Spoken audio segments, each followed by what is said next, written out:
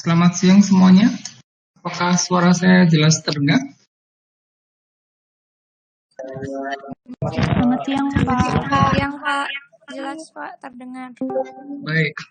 Ini sambil menunggu beberapa teman kalian yang belum bergabung, karena jam di laptop saya sudah menunjukkan jam 14 lebih 1 menit. Kita akan mulai perkuliahan kita dengan membahas soal ini, tes formatif 2 yang sudah saya kirimkan minggu lalu. Apakah ada yang mau mencoba menjawab sebelum kita masuk ke materi berikutnya? Saya, Pak. Afifah, silakan. Untuk yang jawaban nomor 1, ya Pak. Ya. Silakan dibaca semua kalimatnya utuh. Sebentar, Pak.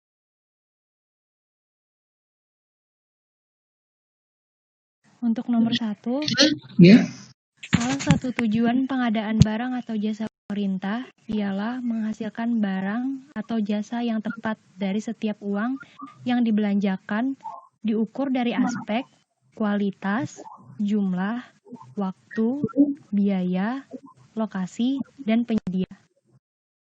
Oke, jadi antara A sampai dengan H.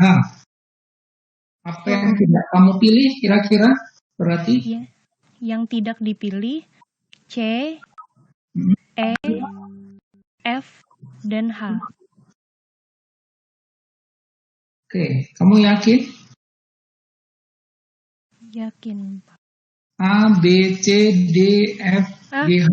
Itu berarti ada berapa? Salah, Pak. Maksud salah huruf saya. Yang itu kan ada 7 pilihan. Ada 7 pilihan. A sampai H itu berarti ada 7. Iya, yang Pak. diminta diisi hanya 4. Iya. Jadi yang tidak dipilih yang mana? Huruf A, huruf C, ya.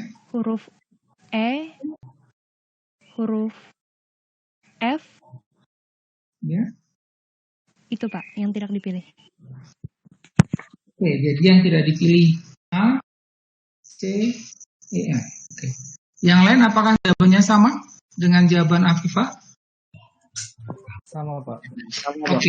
Ya, itu memang jawaban yang betul. Jawaban untuk nomor 1.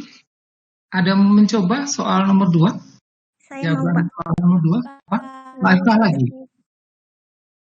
Afifah mau jawab lagi? Bukan saya, Pak. Saya mau, Pak. Oh, sorry. Tadi, sorry. Berarti saya salah tadi. Tadi Afifah yang mana ya? Yang mau Lida atau Afifah Fadilah yang tadi ya? Sebelumnya mau Lida, Pak. Oke. Sekarang yang mau menjawab nomor 2? Saya, Pak. Afifah Fadilah, Pak. Oke, Afifah juga. Silakan. Nomor kan kualitas perencanaan barang atau jasa. Sorry, suaranya kecil banget. Boleh diulangi lebih kenceng? Tes. Kok ini udah Iya, kedengeran. Ya, silakan. Yang pertama, meningkatkan kualitas perencanaan pengadaan barang atau jasa. 2, Oke. Kemudian? Adaptif. Sorry, putus-putus, hilang suaranya. Mau diulangi nomor 2? Halo? Halo, apakah yang lain bisa mendengarkan suara Afifah Fadilah? Kebetulan saya nggak begitu dengar suaranya. Kecil banget, Pak. Putus-putus juga, Pak. Iya. Afifah, silakan diulangi nomor 2. Kalau ini terdengar nggak, Pak? Iya.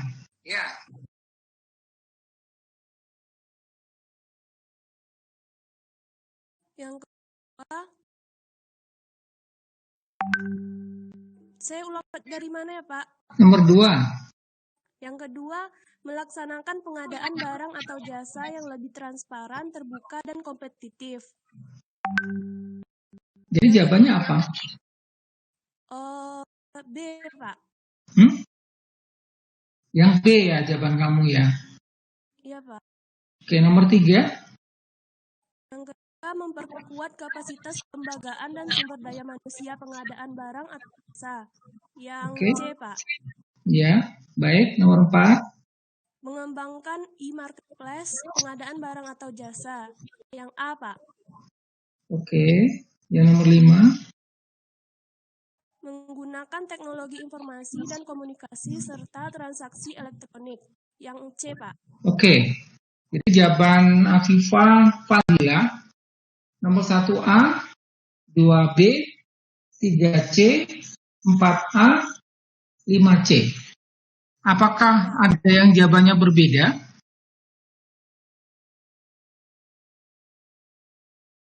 Sama, Yang Pak. Sama. jawaban kalian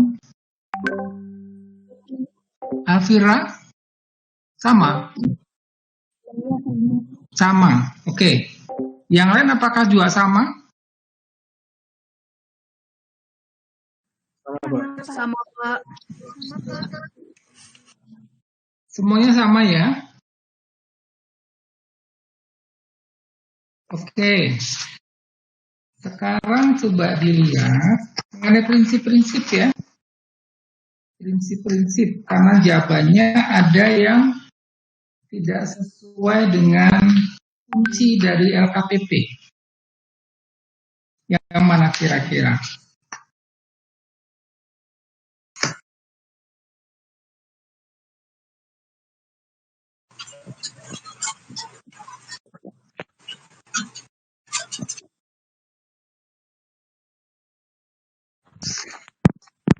Yang nomor 3, Pak. Nomor 3.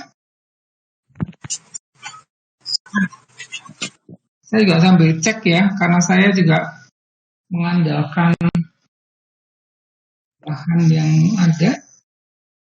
Oke, ini saya cek ya, jawaban antara jawaban dengan paparan. Kebijakan pengadaan barang dan jasa yang nomor 2 itu adalah melaksanakan pengadaan barang dan jasa yang lebih transparan, terbuka dan kompetitif. Oke, jadi kunci jawaban yang salah. Jadi jawaban Ifah betul.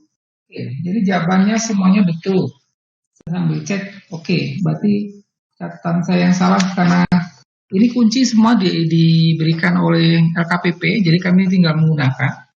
Tapi ternyata setelah saya bandingkan antara jawaban kunci dengan paparan ada yang berbeda, jadi betul jawabannya Afifah dan kalian semua. Nomor 2 jawabannya yang betul adalah B, bukan A. Kalau dikunci jawaban yang betul adalah A, terbuka dan bersaing. Tapi ternyata di paparan betul jawabannya seharusnya terbuka dan kompetitif. Jadi jawaban dari Afifah Fadilah untuk nomor 2. Betul? Oke, kita lanjutkan ke soal nomor 3. Ada mau jawab semuanya soal nomor 3? Saya, Pak. Arfandi silakan. Nomor 3, lengkapilah tabel prinsip pengadaan yang paling tepat untuk pernyataan di bawah ini. Nomor 1, Pokja pemilihan menggunakan aplikasi SPSE dalam melaksanakan proses pengadaan barang dan jasa. Jawabannya transparan, Pak, prinsip transparan. Oke. Yang kedua, PPK bersama Pokja pemilihan melakukan kaji ulang terhadap spesifikasi teknis barang yang akan diadakan dalam pengadaan mobil baru untuk operasional kantor disesuaikan dengan kebutuhan dan kondisi kendaraan existing, yaitu prinsip efektif. Oke. Yang ketiga, Pokja pemilihan memberikan informasi terkait perubahan dokumen pemilihan kepada seluruh peserta pemilihan, yaitu prinsip adil. Oke. Yang keempat, Pokja pemilihan melakukan negosiasi dalam proses e-purchasing terhadap penyedia dalam pengadaan komputer dan laptop karena kebutuhannya melebihi economic order quantity, yaitu prinsip efisiensi. Oke. Yang kelima, Pokja pemilihan dalam membuat persyaratan kualifikasi tidak membatasi domisili penyedia hanya di provinsi tempat berlangsungnya pengadaan, tetapi membuka kesempatan untuk semua penyedia di Indonesia yang memenuhi persyaratan, yaitu prinsip terbuka. Ya. Terus terakhir, Yang keenam, Pokja pemilihan mendokumentasikan seluruh tahapan pengadaan dalam bentuk soft copy dan hard copy, yaitu prinsip akuntabel. Terima kasih, Pak. oke, makasih. Apakah jawaban kalian sama dengan jawabannya Arfandi?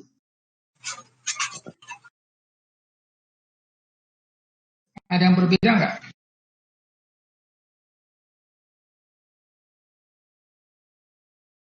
Semuanya jawabannya sama? Oke, hanya koreksi saja. Nggak yakin juga. Soalnya lumayan belum. Oke, untuk Arfandi, untuk koreksi, jawaban nomor 4 ya. Jadi apa jawaban kamu? Prinsip efisiensi, Pak. Oke, yang betul adalah prinsip efisien. Oh, efisien. Ya. Oh, tidak pakai si ya, Pak. Ya, jadi efisien dan efektif. Baik, Pak. Terima Bukan efisiensi, tapi prinsip efisien. kasih. Oke. Baik, kita akan lanjutkan ke soal nomor 4. Ada berapa soal ya itu? 8. Mau mencoba menjawab? Saya mau, Pak. Silahkan. Nomor yang nomor satu, semua pihak yang terlibat dalam PBJ menghindarkan terjadinya pertentangan kepentingan pihak yang terikat, baik secara langsung maupun tidak langsung, yang berakibat Sorry, Bintang, karena ini kan jawabannya kamu berikan centang ya kan? Atau Ya, silang. Ini aja. Iya, jadi kamu jawab saja kira-kira yang mana yang kamu berikan tanda silang. Oh, yang silang saya nomor 4 sama 8, Pak. Oke. Yang lain ada yang berbeda jawabannya dengan jawaban Bintang? Sama, Pak. Oke, iya, jawabannya betul. Memang nomor 1 diberikan centang, nomor 2 centang, 3 centang, 4 silang, 5 centang, 6 centang, 7 centang, 8 silang. Jadi betul, jawaban yang disilang artinya yang tidak sesuai atau yang melanggar itu adalah statement nomor 4 atau pernyataan nomor 4 dan pernyataan nomor 8. Oke, yang terakhir ada mau menjawab nomor 5? Izin menjawab, Pak. Yang Silahkan. Ya, ini langsung jawaban aja atau dibaca pernyataannya? silahkan dibaca pernyataannya kalau yang ini. Nomor 1, melaksanakan persiapan dan pelaksanaan pemilihan penyedia. Pelaku pengadaannya Pokja Pemilihan. Oke. Nomor 2, unit kerja pengadaan barang atau jasa atau pelaku usaha yang tugasnya mutandis dengan tugas Pokja Pemilihan dan atau PPK. Pelaku pengadaannya agen pengadaan. Nomor 3, memeriksa administrasi hasil pekerjaan pengadaan barang atau pekerjaan konstruksi atau jasa lainnya yang bernilai paling banyak 200 juta rupiah. Pelaku pengadaannya PJ/PHP atau pejabat pemeriksa hasil pekerjaan. Nomor 4, melaksanakan input checking untuk nilai paling sedikit di atas 200 juta rupiah. Pelaku pengadaan PPK.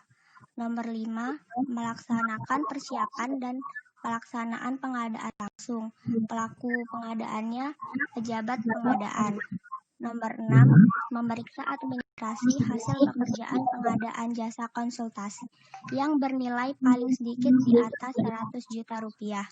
Pelaku pengadaannya PPHP atau panitia pemeriksa hasil pekerjaan. Nomor 7, melakukan tindakan yang mengakibatkan pengeluaran anggaran belanja. Pelaku pengadaannya bisa pengguna anggaran atau bisa juga KPA dan bisa juga PPK. Nomor 8, menetapkan pemenang pemilihan atau penyedia untuk paket pengadaan laptop senilai 700 juta. Pelaku pengadaannya Pokja Pemilihan. Nomor 9, melaksanakan konsolidasi pengadaan barang atau jasa, pelaku pengadaannya pengguna anggaran. Nomor terakhir, menilai kinerja penyedia, pelaku pengadaannya PK. Oke, itu tadi jawaban Rosi. Ada yang jawabannya berbeda? Nomor 1 sampai nomor 10 di bagian kelima.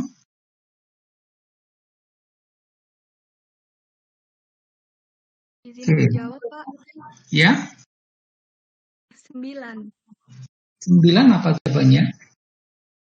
Saya melaksanakan konsolidasi pengadaan barang atau jasa itu pengguna anggaran atau PPK dan atau KPBJ. Oke, sorry, kalau jawaban Rosi tadi 9 apa? Pengguna anggaran, Pak. Pengguna anggaran saja. Oke, yang nomor 7 Nomor pelakunya adalah? Nomor 7 saya pengguna anggaran. Oke, itu sorry. Nomor 7 itu jawaban Rosi apa? Pengguna anggaran, KPA, sama PPK, Pak. Oke, nah ini tadi sudah diperbaiki oleh Muklisa. Jadi jawaban nomor 7 itu adalah pengguna anggaran saja. Maaf Pak, jadi bukan saya Pak. Sorry, saya lihat karena yang di sini yang menyala sih. Tadi siapa yang jawab barusan?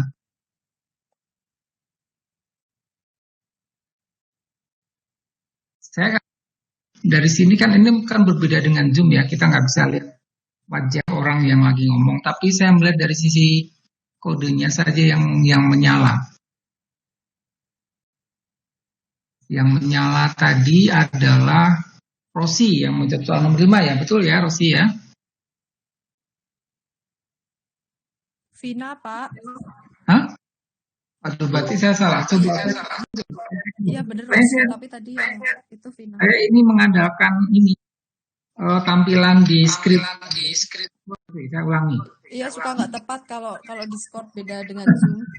Iya. Kan langsung keluar gitu. Iya. Saya cek dulu. Nomor 1 yang menjawab adalah Afifa Maulida. Betul ya? Nomor 2 Afifa Fadila. Betul ya?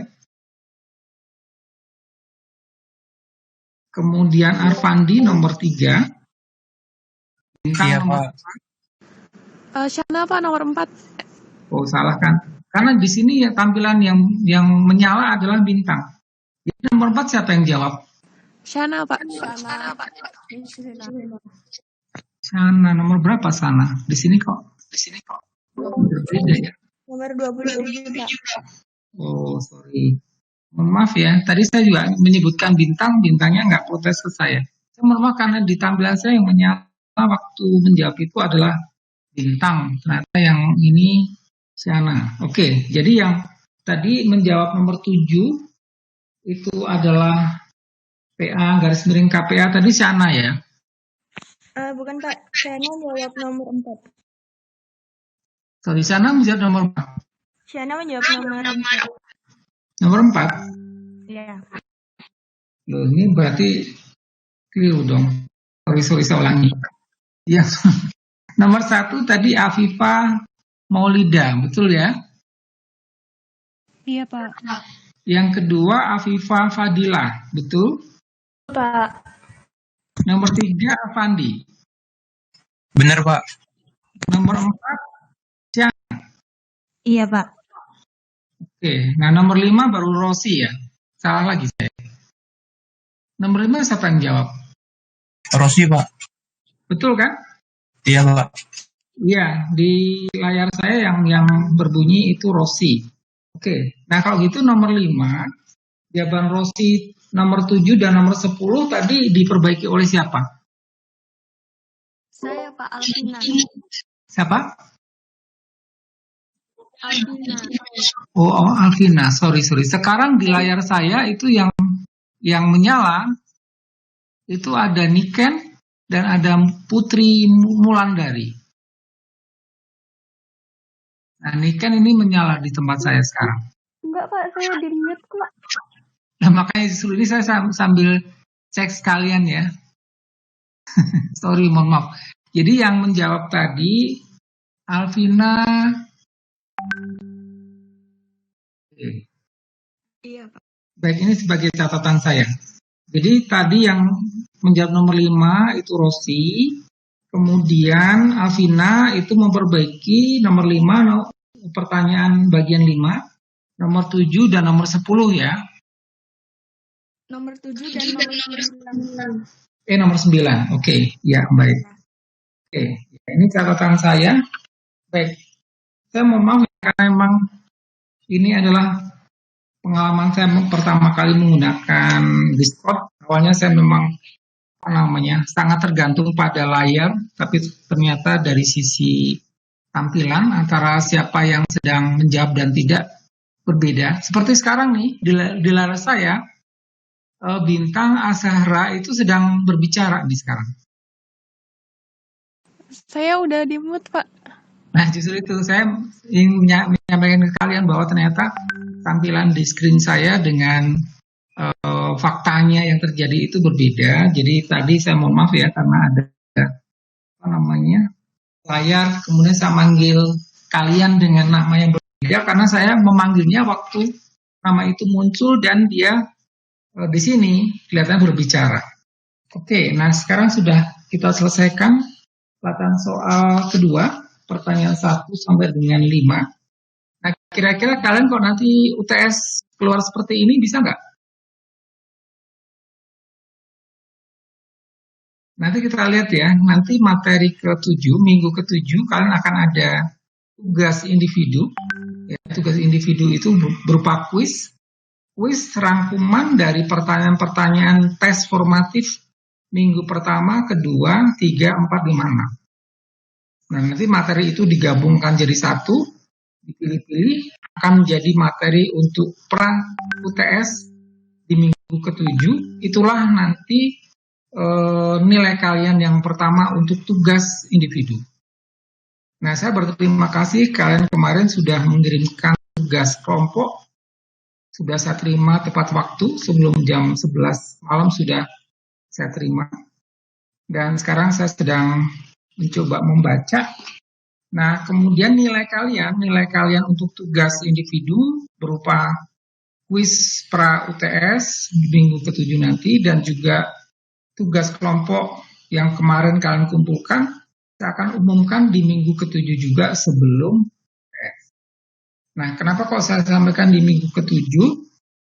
Kalian masih ingat bahwa saya sudah pernah menyampaikan untuk mata kuliah ini, nilai UTS maupun nilai UAS tidak boleh nilainya D. Ya, tapi kalian juga harus ingat bahwa kalau kalian tidak ingin DO, nilai kalian itu minimal apa? D, ya kan? C lulus, tapi ada risiko bisa aja kena DO. Oleh karena itu, minggu ke-7 saya akan infokan nilai kalian dengan catatan gini, harapannya adalah bahwa kalian bisa nanti termotivasi agar UTS-nya menjadi lebih bagus. Jangan sampai kemudian nilai tugas individu dan kelompoknya misalnya cuma rata-rata misalnya ya. Padahal kan pengennya lebih tinggi dari itu, tapi kemudian membuat kalian down malah tidur. Sehingga nanti begitu kalian selesai mengerjakan soal UTS dan nggak yakin juga itu ternyata, nanti kalian boleh meminta tugas tambahan untuk memperbaiki nilai. Agar nilai UTS dan tugas pertama untuk individu dan kelompok bisa diperbaiki menjadi bekal kalian nanti menghadapi total nilai untuk UTS. Itu harapan. Nah, kalian juga masih ingat bahwa permintaan untuk memperbaiki nilai berupa tugas tambahan itu hanya diperkenankan nilai UTS diumumkan. Setelah nilai UTS diumumkan, kalian tidak diperkenankan meminta. Ya, kalian bisa menghitung dari awal. Tugas individu saya sekian, tugas kelompok saya sekian. Ternyata tugas UTS, nilai UTS saya cuma sekian. Jadi saya kurang nih. Nah, kalian berhak untuk mendapatkan nilai tambahan berupa meminta soal tambahan, untuk tugas tambahan. Gitu ya. Nah, bagi kalian yang hari ini sudah berpartisipasi menjawab tugas tes formatif 2, saya ulangi biar saya nggak salah. Ada 2 Afifah tadi ya, Afifah Maulida dan Afifah Fadila. Kemudian Arfandi, kemudian Rosi, kemudian kemudian setelah itu ada Syana dan Alfira. Ini 2 soalnya, 1 soal dikerjakan oleh 2 orang. Nah ini karena banyak nih, jadi pertanyaannya ada 5, yang menjawab 6, dan nomor 5.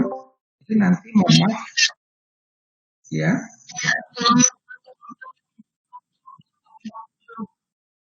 Alvina atau Alvira? Iya, Alvina nomor 28 kan? Alvina Pak, absen 6. Absen 6, salah lagi saya.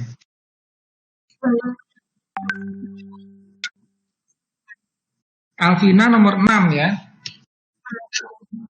Emang ada Alvina 2 ya? Sorry, saya salah. Oke, ya, terima kasih koreksinya ya. Nah, ini nanti kalian silahkan cek GoPay atau OVO-nya, tapi mohon maaf karena ini 1 soal, 1 tes yang menjawab 6 dan dijawabnya hanya 1. Jadi dibagi-bagi. Juga mohon maaf ini vouchernya akan dibagi-bagi ya. Nah, nanti setelah ini ada juga voucher yang tidak dibagi-bagi karena ada tugas lagi. Setelah nanti saya jelaskan materi hari ini, di bagian akhir, bagi kalian yang menyimak dengan baik dari awal sampai akhir, ada tugas, apakah kalian bisa menjawab dengan baik atau tidak. Nah, nanti ada juga voucher yang saya bagikan buat kalian yang beruntung. Oke.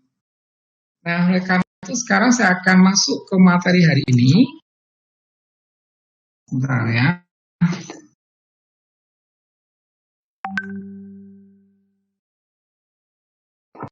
Materi hari ini berkaitan dengan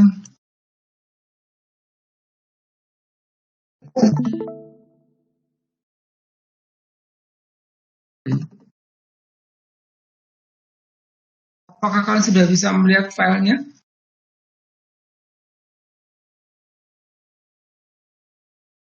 Halo?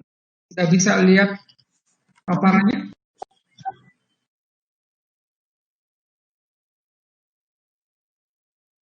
Materi kita hari ini Sudah Pak. adalah perencanaan pengadaan. Hari ini adalah hari Kamis, tanggal 15 Oktober 2020. Kita memasuki pertemuan ketiga. Ya. Nah, pertemuan ketiga ini materinya diambil dari bab 4. Bab 4 dari Peraturan Presiden nomor 16 tahun 2018 yang dimulai dari pasal 28. Ya. Nah, seperti tadi saya sampaikan bahwa perencanaan pengadaan ini dilakukan di awal, dan nanti saya akan minta kalian membuat simulasi. Kemudian di akhir, mudah-mudahan waktunya cukup, saya akan minta kalian presentasi ini sih, menyampaikan proposal yang kalian sampaikan setelah mengikuti materi ini sampai dengan selesai. Ya, nah, kira-kira seperti apa nanti akan saya jelaskan sambil saya jelaskan satu. Oke. Hari ini kita akan membahas 4 topik. Ya, topik pertama adalah definisi dan ruang lingkup. Kemudian perencanaan pengadaan melalui swakola. Yang ketiga melalui penyedia. Nah, materi 1, 2, 3 yang saya minta kalian nanti simak dengan baik. Setelah itu nanti saya akan kasih kesempatan bagi kalian untuk mencoba merumuskan kira-kira perencanaan pengadaan yang sudah kalian rumuskan itu kira-kira seperti apa. Nah, soalnya akan saya sampaikan nanti pada saat saya menjelaskan tertentu. Ya. Nah, di sini saya akan mulai dari slide ini, slide di halaman 5 yang diambil dari pasal 18 ayat 1 ya mengenai perencanaan pengadaan.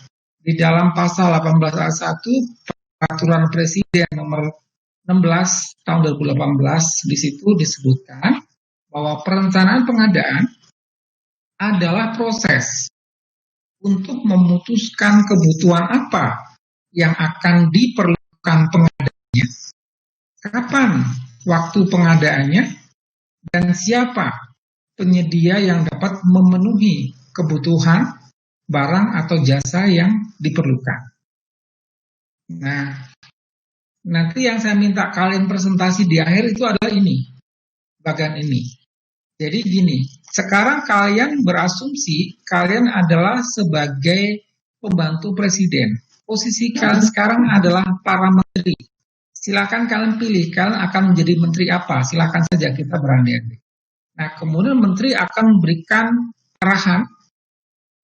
Setelah menteri memberikan arahan, kemudian kalian sebagai menteri harus sudah membuat perencanaan pengadaan, yaitu kalian mengidentifikasi kebutuhannya, barang atau jasa yang akan dilakukan itu apa, caranya bagaimana, ya, apakah swakelola, apakah dengan kontrak atau dengan penyedia misalnya, kemudian kapan, dan alokasinya berapa. Nah, itu nanti kita akan sama-sama dengarkan di akhir kuliah ini, kalau waktunya cukup. Ya. Nah, yang pertama kita bicara mengenai kapan. Perencanaan pengadaan itu mulai dilakukan pada saat kementerian atau lembaga atau perangkat daerah, kalau kita bicara APBD, itu mulai melakukan perencanaan pengadaan, yaitu setelah pagu indikatif ditetapkan. Saya ulangi ya. Kalau kita bicara mengenai pusat, yaitu kementerian atau lembaga, mereka melakukan perencanaan pengadaan itu pada saat mereka menyusun rencana kerja dengan menggunakan aplikasi Krisna. Itu dilakukannya setelah pagu indikatif ditetapkan. Pagu indikatif ditetapkan pada akhir bulan Maret tahun yang bersangkutan untuk renja KL yang akan datang. Jadi T-1. Kalau kita bicara 2021, maka pagu indikatif 2021 itu ditetapkan pada bulan Maret 2020. Nah, disitulah Kementerian Lembaga sudah menyusun rencana kerja, di dalamnya sudah tercantum mengenai perencanaan pengadaan. Di input di aplikasi Krisna. Barang atau jasanya apa, cara penggunaannya seperti apa, itu sudah diinput di situ. Ya, nah ini adalah proses pagu indikatif maupun kalau di bawah itu ada KUA-PPAS itu ya, itu kepanjangan dari sorry ya. Yang di bawah itu ada rencana kerja anggaran perangkat daerah. Ya, kemudian itu dilakukan setelah ada nota kesepakatan kebijakan umum APBD, itu KUA. Kebijakan umum APBD, garis miring, ya, garis miring di situ, prioritas dan plafon. Prioritas dan plafon anggaran sementara. Nah, ini diatur di dalam pasal 18 dan ayat 3 untuk yang BD. Oke. Nah, inilah tugas yang nanti saya minta kalian presentasi di bagian akhir kuliah ini. Tadi saya sampaikan kalian berasumsi berandai-andai menjadi menteri. Oke. Nah, perencanaan penganggaran itu dimulai pada saat indikatif. Jadi pagu indikatif ditetapkan pada bulan Maret, kemudian kementerian lembaga itu menyusun rencana kerja dengan aplikasi Krisna.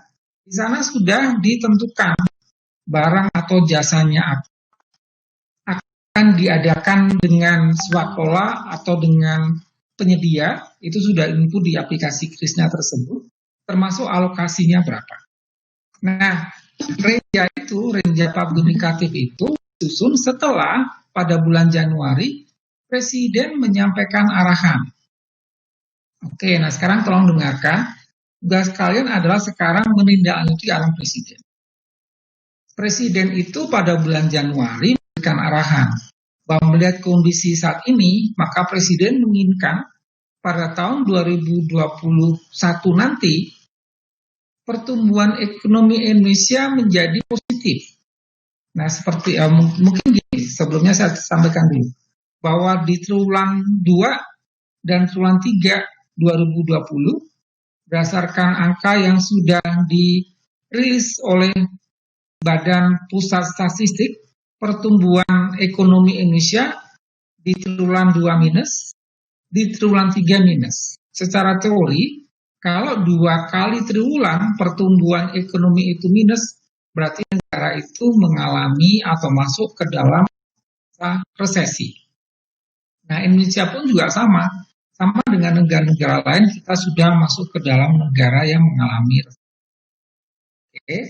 Nah, selain Indonesia mengalami masa resesi, ternyata pasien atau penderita COVID-19 itu kan juga tidak segera menurun ya. Belum menurun juga sampai dengan sekarang. Malah kemarin Provinsi DKI Jakarta menerapkan PSBB yang tahap kedua karena istilahnya melakukan pengereman darurat ya, melakukan rem darurat karena penderitanya malah meningkat. Nah, melihat kondisi itu, yang pertama adalah pertumbuhan ekonomi resesi, yang kedua penderita COVID belum juga menurun, maka Presiden memberikan arahan. Nah, arahan Presiden adalah sasarannya nih berarti ya. Sasaran yang diinginkan Presiden adalah bahwa tahun 2021 nanti Presiden menginginkan pertumbuhan ekonomi Indonesia positif. Itu arahan yang pertama. Nah, arahan Presiden yang kedua, Presiden menginginkan Indonesia itu menjadi negara dengan warga negara yang sehat. Oke, itu sasaran. Nah, dengan sasaran-sasaran itu, silakan kalian sebagai posisi kalian masing-masing sebagai menteri, kalian merumuskan pengadaannya. Untuk mewujudkan pertumbuhan ekonomi itu menjadi positif, kira-kira sebagai menteri apa yang akan kalian lakukan? Barang atau jasa apa yang sebaiknya diusulkan ke Presiden? Kemudian barang atau jasa itu akan diadakan dengan apa? Apakah dilakukan sendiri bagi swakelola atau kita memerlukan pihak ketiga atau penyedia? Berarti kita melakukan kontrak. Nah, kira-kira itu ya, nanti di akhir perkuliahan ini setelah materinya selesai, saya akan minta kalian siapapun relawan-relawati yang akan menyampaikan ide-ide, proposal. Pertama, kalian menyebutkan kalian sebagai menteri apa, kemudian akan mengusulkan kebijakan ataupun kegiatannya apa, barang atau jasa yang diusulkan itu apa, akan dilakukan atau diadakan dengan cara bagaimana, apakah swakelola ataukah penyedia, dan waktunya kapan, dan kemudian ancar-ancarnya saja, kira-kira kalau dibiayai anggarannya berapa rupiah. Ya, itu kira-kira nanti akan saya minta kalian menyampaikan ke kita semua untuk diskusi. Paling nggak saya ingin mengetes diri saya sendiri juga ya. Ini pengalaman kita pertama menggunakan Discord. Apakah kalian memahami materi ini meskipun kita tidak saling melihat muka? Ya, intinya bahwa Presiden menyampaikan arahan di bulan Januari. Kemudian menteri-menteri itu akan menyusun rencana kerjanya di bulan Maret setelah Fakta Indikatif keluar. Nah, setelah Fakta Indikatif keluar, kemudian masing-masing menteri menyampaikan usulan rencana kedepannya seperti apa, termasuk rencana pengadaannya seperti apa di situ. Setelah itu akan dibahas dengan DPR, ya. Setelah dibahas dengan DPR nanti akan muncul Fakta Indikatif menjadi Fakta. Nah, Pagu anggaran inilah yang akan digunakan untuk menyusun rencana kerja dan anggaran, RKKL namanya. Rencana kerja dan anggaran Kementerian KKR untuk tahun yang akan datang, disampaikan Presiden bulan Agustus dalam pidato kenegaraannya, dibahas dengan DPR sampai kemudian ditetapkan pada bulan Oktober. Nah, bulan Oktober Undang-Undang APBN sudah harus ditetapkan oleh DPR, kemudian bulan Desember DIPA-nya keluar. Nah, DIPA keluar itulah kemudian efektif berlaku per 1 Januari tahun yang Nah, nanti sambil kita masuk ke pasal slide-slide, nanti silakan kalian sudah berandai-andai. Kalau Presiden menghendaki tahun 2021 ekonomi Indonesia tumbuhnya positif, apa ya yang harus kita lakukan? Kemudian yang kedua nih, Presiden menginginkan kondisi Indonesia menjadi lebih sehat. Nah, untuk menjadikan Indonesia sehat, itu apa yang harus kita lakukan? Nanti akan saya berikan contoh-contoh sekaligus nanti memancing ide-ide dari kalian. Ya. Nah, ini untuk yang APBD-nya saya skip saja, karena kurang lebih sama, ya prosesnya sama, cuma menggunakan istilah yang berbeda, karena ini diatur di daerah. Dan kemudian yang tadi kami sampaikan bahwa kalian sekarang berpura-pura ini berasumsi sebagai menteri. Berarti kita ngomong APBN nih. Posisi kalian di sini. Presiden berikan arahan pada menterinya. Dan pada pagu indikatif ini kalian sudah melakukan yang namanya perencanaan pengadaan. Nah, inilah saya ingin mendengarkan simulasi dari kalian. Kalau kalian diminta untuk menyusun rencana pengadaan, itu kira-kira seperti apa? Oke. Nah, inilah kira-kira nanti yang harus kalian lakukan. Untuk menyusun perencanaan pengadaan, yang pertama kali adalah bahwa kalian harus tahu posisi. Tadi sudah saya bilang, akan kalian berandai-andai, kalian sebagai menteri apa? Waktu mengusulkan rencana pengadaan itu harus sesuai dengan tugas dan fungsinya. Contohnya gini nih, Presiden menginginkan Indonesia menjadi negara yang lebih sehat, terbebas dari COVID misalnya, ya. Nah, kemudian untuk menjadikan Indonesia itu sehat, macam-macam kan ya. Misalnya, memerlukan obat-obatan bagi orang yang sakit, memerlukan vitamin bagi orang yang sehat untuk meningkatkan daya tahan tubuh. Atau kita menyediakan makanan yang sehat. Nah, makanan yang sehat, makanan bergizi, bisa aja nanti penerima manfaatnya adalah orang yang sakit atau juga orang yang sehat juga, ya kan? Apalagi nih, untuk menjadikan Indonesia sehat, berarti kita perlu menambah tenaga medis kalau tenaga medisnya kurang. Kita perlu menambah rumah sakit kalau rumah sakitnya kurang, gitu, ya. Nah, kalau kemudian diminta menyampaikan rencana sesuai dengan tugas dan fungsinya, mestinya kalau kita bicara mengenai katakanlah ada menteri mengusulkan rumah sakit baru. Nah, rumah sakit baru itu menjadi tugasnya Menteri Kesehatan. Kalau kalian sekarang memposisikan diri sebagai Menteri Keuangan, ya berarti tidak sesuai dengan. Ya. Jadi yang pertama itu, setelah mendengarkan arahan Presiden pada bulan Januari, kemudian pada bulan Maret mulai memasukkan rencana kerja. Di dalamnya ada rencana pengadaan di aplikasi Krisna. Yang pertama, usulan itu harus sesuai dengan TUSI. Sesuai dengan tujuan organisasi, sesuai dengan rencana kebutuhan organisasinya, gitu ya. Nah, selain itu juga harus melihat kepada prinsip-prinsip yang sudah diatur di dalam Perpres pengadaan barang dan jasa. Itu yang pertama di dalam slide ini sudah bisa dilihat ya. Prinsipnya adalah prinsip efisien.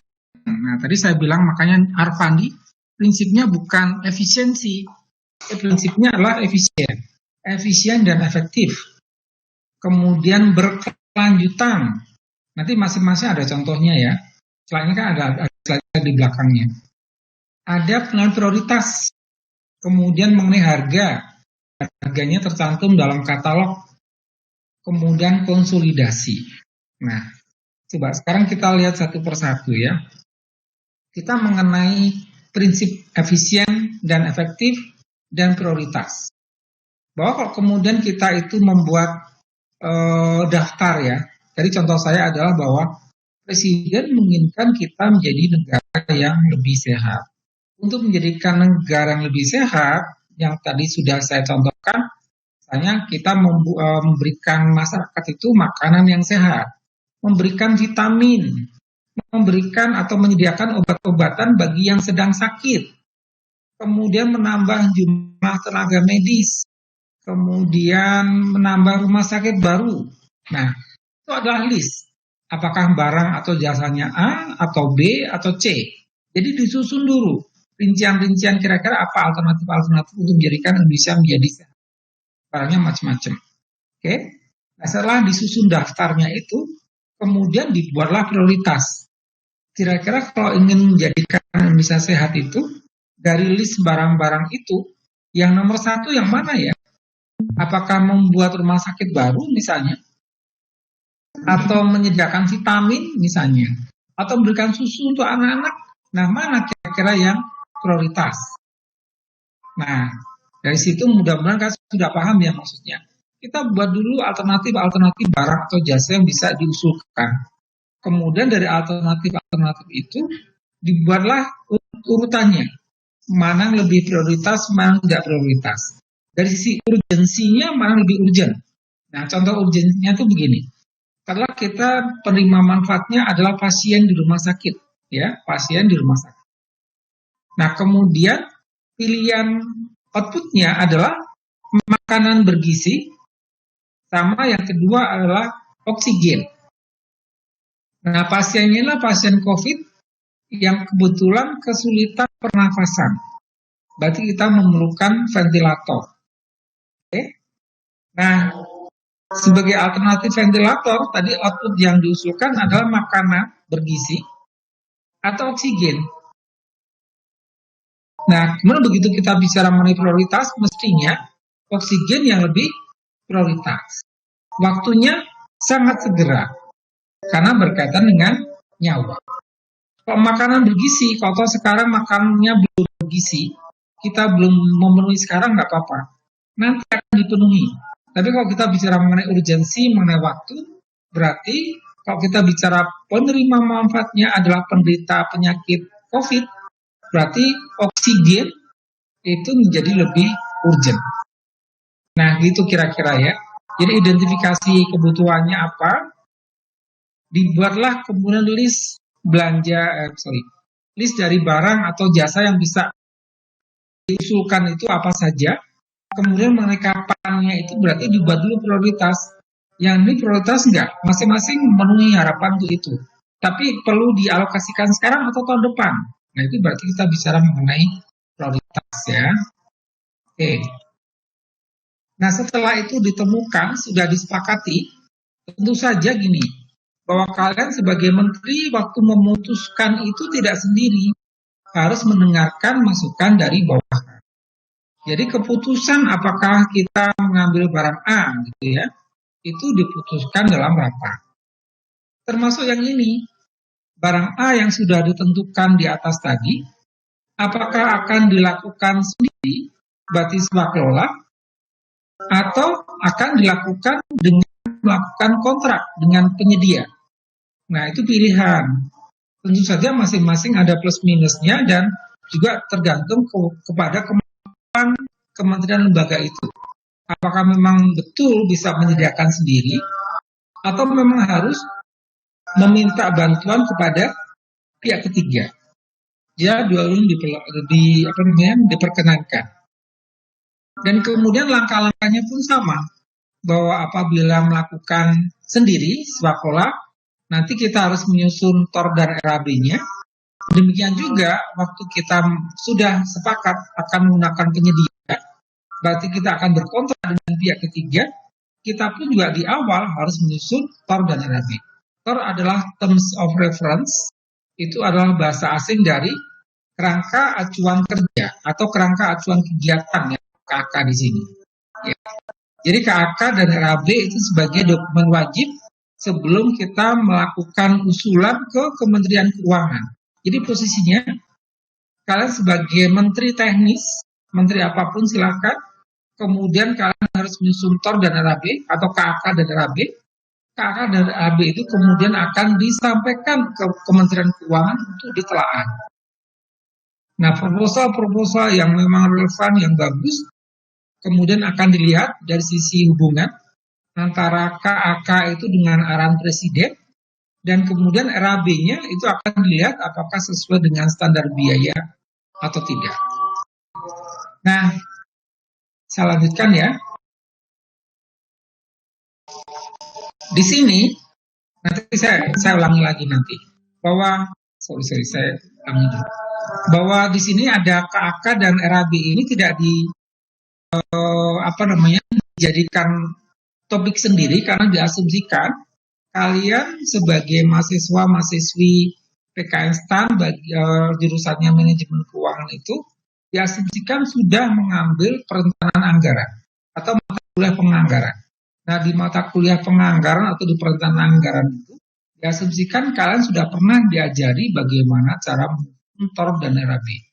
Menyusun KAK dan RAB itu kalian sudah dianggap sudah pernah menerima materi itu, sehingga kalian diasumsikan sudah bisa membuat, karena kalian sudah lulus dari kuliah perencanaan anggaran ataupun penganggarannya sendiri. Nah, setelah sudah disepakati nih, ya, mengenai caranya, apakah dikelola sendiri, berarti namanya swakelola, atau dengan pihak ketiga melalui pihak penyedia, berarti harus melakukan tender atau lelang gitu ya, untuk menghasilkan kontrak dengan pihak ketiga. Yang tidak kalah penting adalah bahwa menteri atau pimpinan lembaga itu harus membuat jadwal. Kegiatannya itu apa? Akan dilaksanakan kapan? Ya, kegiatannya itu apa? Akan dilaksanakannya kapan? Nah, untuk melaksanakan kegiatan itu sampai barangnya itu jadi atau jasanya itu tersedia. Kemudian kalau harus melakukan kontrak dengan pihak ketiga, kontraknya itu akan dimulainya kapan? Jadi ada proses persiapan pengadaan di situ. Persiapan pengadaannya sendiri itu kapan? Apakah setelah pagu indikatif tadi, atau setelah DIPA-nya keluar, atau malah setelah tahun anggarannya berlaku? Nah, kapan? Itu harus juga dijelaskan nanti ya, di akhir kuliah kita nanti. Kemudian alokasinya berapa? Nah, alokasinya itu baik menggunakan swakelola maupun dengan pihak ketiga atau penyedia, ada dua kategori biaya. Yang sebelah kiri ini adalah biaya wajib. Jadi kalau kita beli barang misalnya, ya, beli barang contohnya kita membeli komputer. Kita membeli komputer, harga komputernya berapa? Ya, itu adalah biaya wajibnya. Termasuk begini, komputer dengan merek tertentu misalnya. Spare part-nya ada nggak ya? Nanti kalau ada kerusakan, mau servis segala macam, gampang nggak mencarinya? Terus kemudian kalau ini sudah masa ekonomisnya habis, kita akan ganti komputer baru. Kira-kira kalau dijual harganya berapa ya? Komputer second itu harganya berapa? Nah, di situ menjadi pertimbangan mengenai harga. Ini adalah biaya wajibnya. Kemudian biaya pendukungnya itu adalah biaya-biaya yang tidak langsung terkait dengan pengadaan tersebut. Contohnya begini, karena kita menggunakan komputernya itu ternyata spesifik misalnya, itu hanya diberlakukan bagi programmer, sehingga di situ tidak ada Office misalnya. Nah, untuk menggunakan komputer atau laptop itu misalnya, ternyata perlu ada pelatihan. Nah, itu satu paket.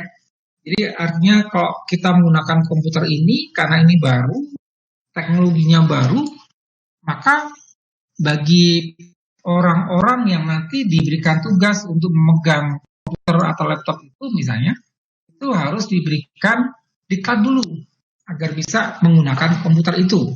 Nah, itu namanya biaya pendukung. Bisa ada, bisa tidak, tergantung barang yang beli. Ya, saja tidak perlu ada pelatihan. Misalnya kalian tiba-tiba punya HP baru, HP baru dengan teknologi baru. Kan tanpa dilatih kan bisa latihan sendiri bisa, ya kan? Nah, komputer mungkin ada orang-orang memang begitu lihat teknologi baru gampang dia ngikutin, sehingga tidak perlu ada pelatihan. Nah ini ternyata biaya pendukung ini bisa ada, bisa tidak, tergantung kepada. Nah tentu saja tetap harus dihitung apakah dia swakelola atau dengan penyedia. Angka yang diusulkan ke Kementerian Keuangan itu berapa? Angkanya sudah mencakup semua biaya yang diperlukan. Oke. Itu adalah materi pertama mengenai ruang lingkup. Sekarang kalau kalian sudah sepakat nih dengan bawahan kalian, sebagai menteri kalian sudah memutuskan, oke, kita mengadakan pengadaannya dengan swakelola. Nah, kalau perencanaan pengadaan itu dilakukan dengan swakelola, apa yang harus dilakukan?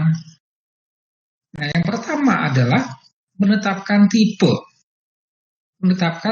swakelola. Nanti di slide berikutnya kita akan lihat bahwa untuk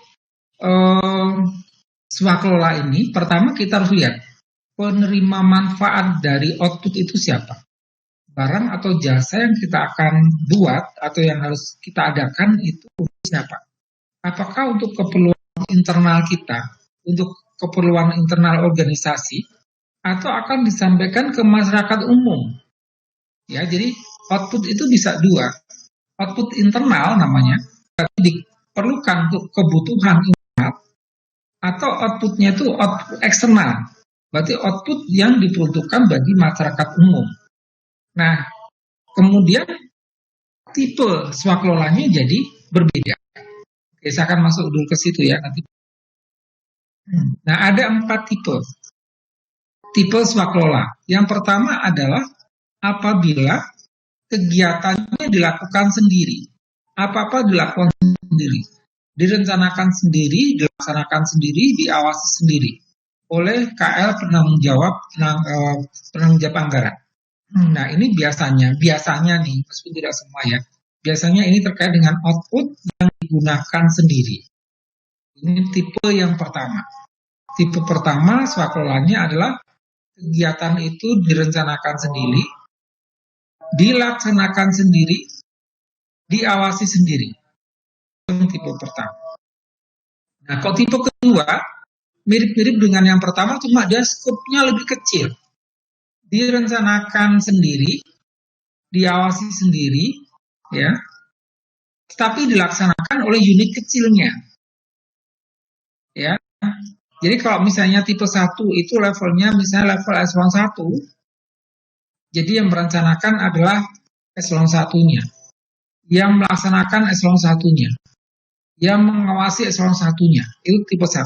Kalau yang tipe 2, yang merencanakan eselon 1, yang mengawasi eselon 1, yang melaksanakan eselon 2-nya, bawahnya berarti. Tipe 2. Ya. Jadi dia pelaksana swakelolanya levelnya lebih rendah. Itu bisa. Oke. Nah, yang ketiga adalah kalau 3 dan 4 ini, kalau barangnya itu digunakan untuk masyarakat umum. Jadi yang pertama barangnya direncanakan dan diawasi oleh kementerian lembaga atau perangkat daerah yang mengusulkan kegiatan itu. Tapi kegiatannya dilaksanakan oleh organisasi kemasyarakatan. Nah, yang tipe keempat direncanakan oleh kementerian lembaga atau perangkat daerah, yang melaksanakan adalah kelompok masyarakat pelaksana. Nah, bedanya apa sih 3 dan 4? Nah, kalau bagian tipe 3, organisasi masyarakat ini adalah organisasi yang sifatnya formal. Tapi kalau yang keempat ini, kelompok masyarakat ini bisa lurah, bisa RT, bisa RW, yang tidak tergabung dalam organisasi tertentu. Ya, bedanya di situ. Jadi kalau kita bicara mengenai dana desa misalnya, dana desa itu akan dibuat untuk membangun desa, untuk memperbaiki perekonomian desa. Nah, bisa dilakukan oleh masyarakat secara umum ya, bersama-sama beramai-ramai. Jadi nanti yang melakukan atau yang tipe yang dipilih ada tipe swakelola yang keempat. Kira-kira gitu ya. Nah, oke, ini mengenai tipe. Saya kembali lagi ke slide sebelumnya dulu. Bahwa setelah kita menetapkan tipenya, tadi sudah saya sampaikan bahwa untuk melakukan perencanaan pengadaan ini jangan lupa harus menyusun kerangka acuan kegiatan atau kerangka acuan kerja atau terms of reference. Nah, di dalam terms of reference ini yang perlu diingat adalah ada sasaran yang ingin dicapai. Ada sasaran yang ingin atau ada sasaran itu adalah kondisi yang diinginkan. Kalau tadi contohnya gini, Presiden berikan arahan agar pertumbuhan ekonomi Indonesia tahun 2021 positif. Berarti itulah kondisi yang diharapkan. Nah, kenapa itu yang diharapkan? Karena kondisi sekarang negatif. Jadi artinya di dalam menyusun kerangka acuan kerja, di situ ada sasaran. Ada kondisi yang diinginkan. Kondisi sekarang pertumbuhan ekonomi negatif. Kondisi yang diinginkan adalah pertumbuhan ekonomi positif. Nah, untuk mencapai itu, kemudian apa output barang atau jasa apa yang akan diusulkan? Harus ada hubungan ya antara sasaran tadi dengan output barang atau jasanya itu harus ada hubungan. Yang kedua tadi misalnya, kondisinya sekarang Indonesia tidak sehat karena terpapar COVID. Nah, kondisi yang diinginkan adalah Indonesia terbebas dari COVID, Indonesia menjadi lebih sehat. Itu berarti sasarannya. Nah, untuk mencapai sasaran itu, barang atau jasa apa yang akan diusulkan ya, nah semuanya itu harus tertulis di dalam rangka acuan kegiatan yang di sini. Kemudian masing-masing detailnya itu disertai dengan biayanya berapa. Kalau tadi contoh saya di awal, untuk menjadikan Indonesia sehat kita memerlukan vitamin misalnya. Nah, vitaminnya itu berapa? Satu butirnya harganya berapa rupiah? Kemudian berapa orang yang akan diberikan vitamin itu? Jadi nanti ada hitung-hitungannya adalah harga satuan dikalikan dengan volume. Volumenya berapa orang? Kalau seluruh penduduk Indonesia gitu. Indonesia itu sekarang berapa sih jumlahnya? Katakanlah Indonesia sekarang itu ternyata sudah 200 juta misalnya. Nah, 200 juta dikalikan kalau dikasih vitamin satu butirnya itu harganya 1.000, kemudian dikasih satu hari itu harus makan 3 vitamin, berarti 3 butir, berarti 3.000 gitu ya. Nah, 3.000 kali 200 juta. Berarti kita butuh dananya adalah 600 juta. Nah, gitu kira-kira. Itulah yang harus dimasukkan ke dalam kerangka acuan kerja. Sasarannya apa? Untuk mencapai sasaran itu kegiatannya apa, barang jasanya apa, kemudian biayanya berapa, itu dimasukkan ke dalam rencana anggaran biaya. Nah, karena kalian dianggap sudah pernah mengambil perencanaan anggaran yang di dalamnya sudah ada materi juga mengenai kerangka acuan kerja dan rincian anggaran biaya, maka tidak diajarkan lagi di mata kuliah ini. Kalian dianggap sudah tahu dan sudah bisa. Oke.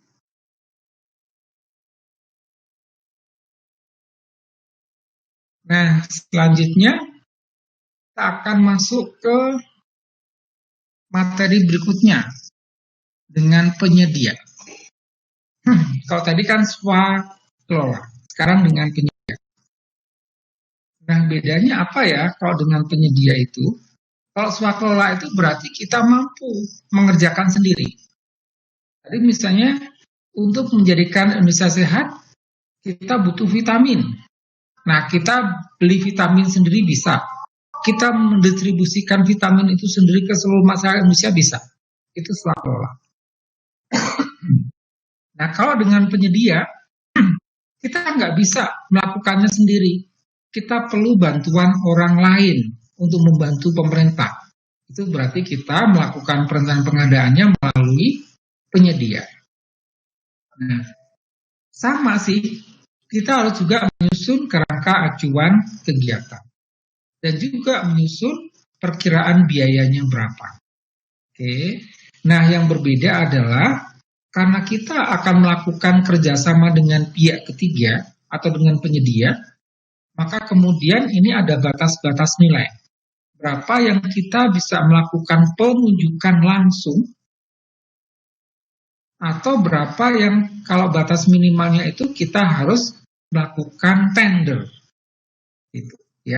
Jadi kalau dengan penyedia itu caranya dua, bisa ditunjuk langsung.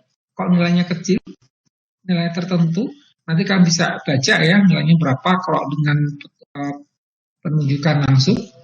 Atau kalau di atas itu nilainya besar, misalnya kita ingin meliputi seluruh masyarakat Indonesia, harus dilakukan seleksi dengan melakukan tender.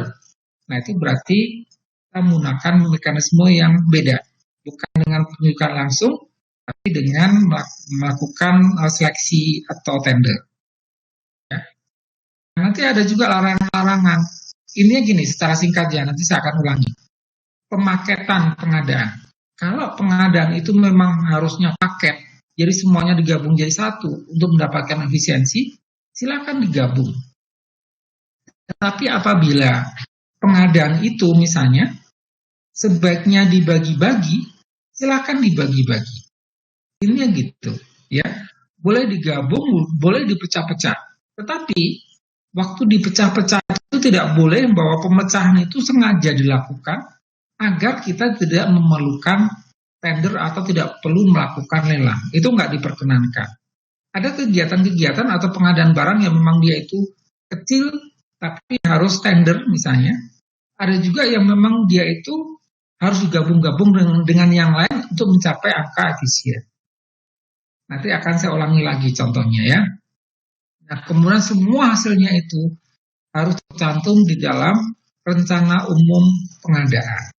Dan sekarang sudah dibantu oleh aplikasi bahwa rencana umum pengadaan itu sekarang sifatnya adalah online. Oke. Nah, sekarang saya akan persatu bahas ya kalau kita menggunakan pengadaan melalui penyedia. Yang pertama, pada saat kita menyusun kerangka acuan kegiatan itu, sama yang dulu kita sudah pernah bahas ya, bahwa diprioritaskan kita menggunakan produk dalam negeri. Ya. Kemudian, produk dalam negeri tersebut harus bersertifikat.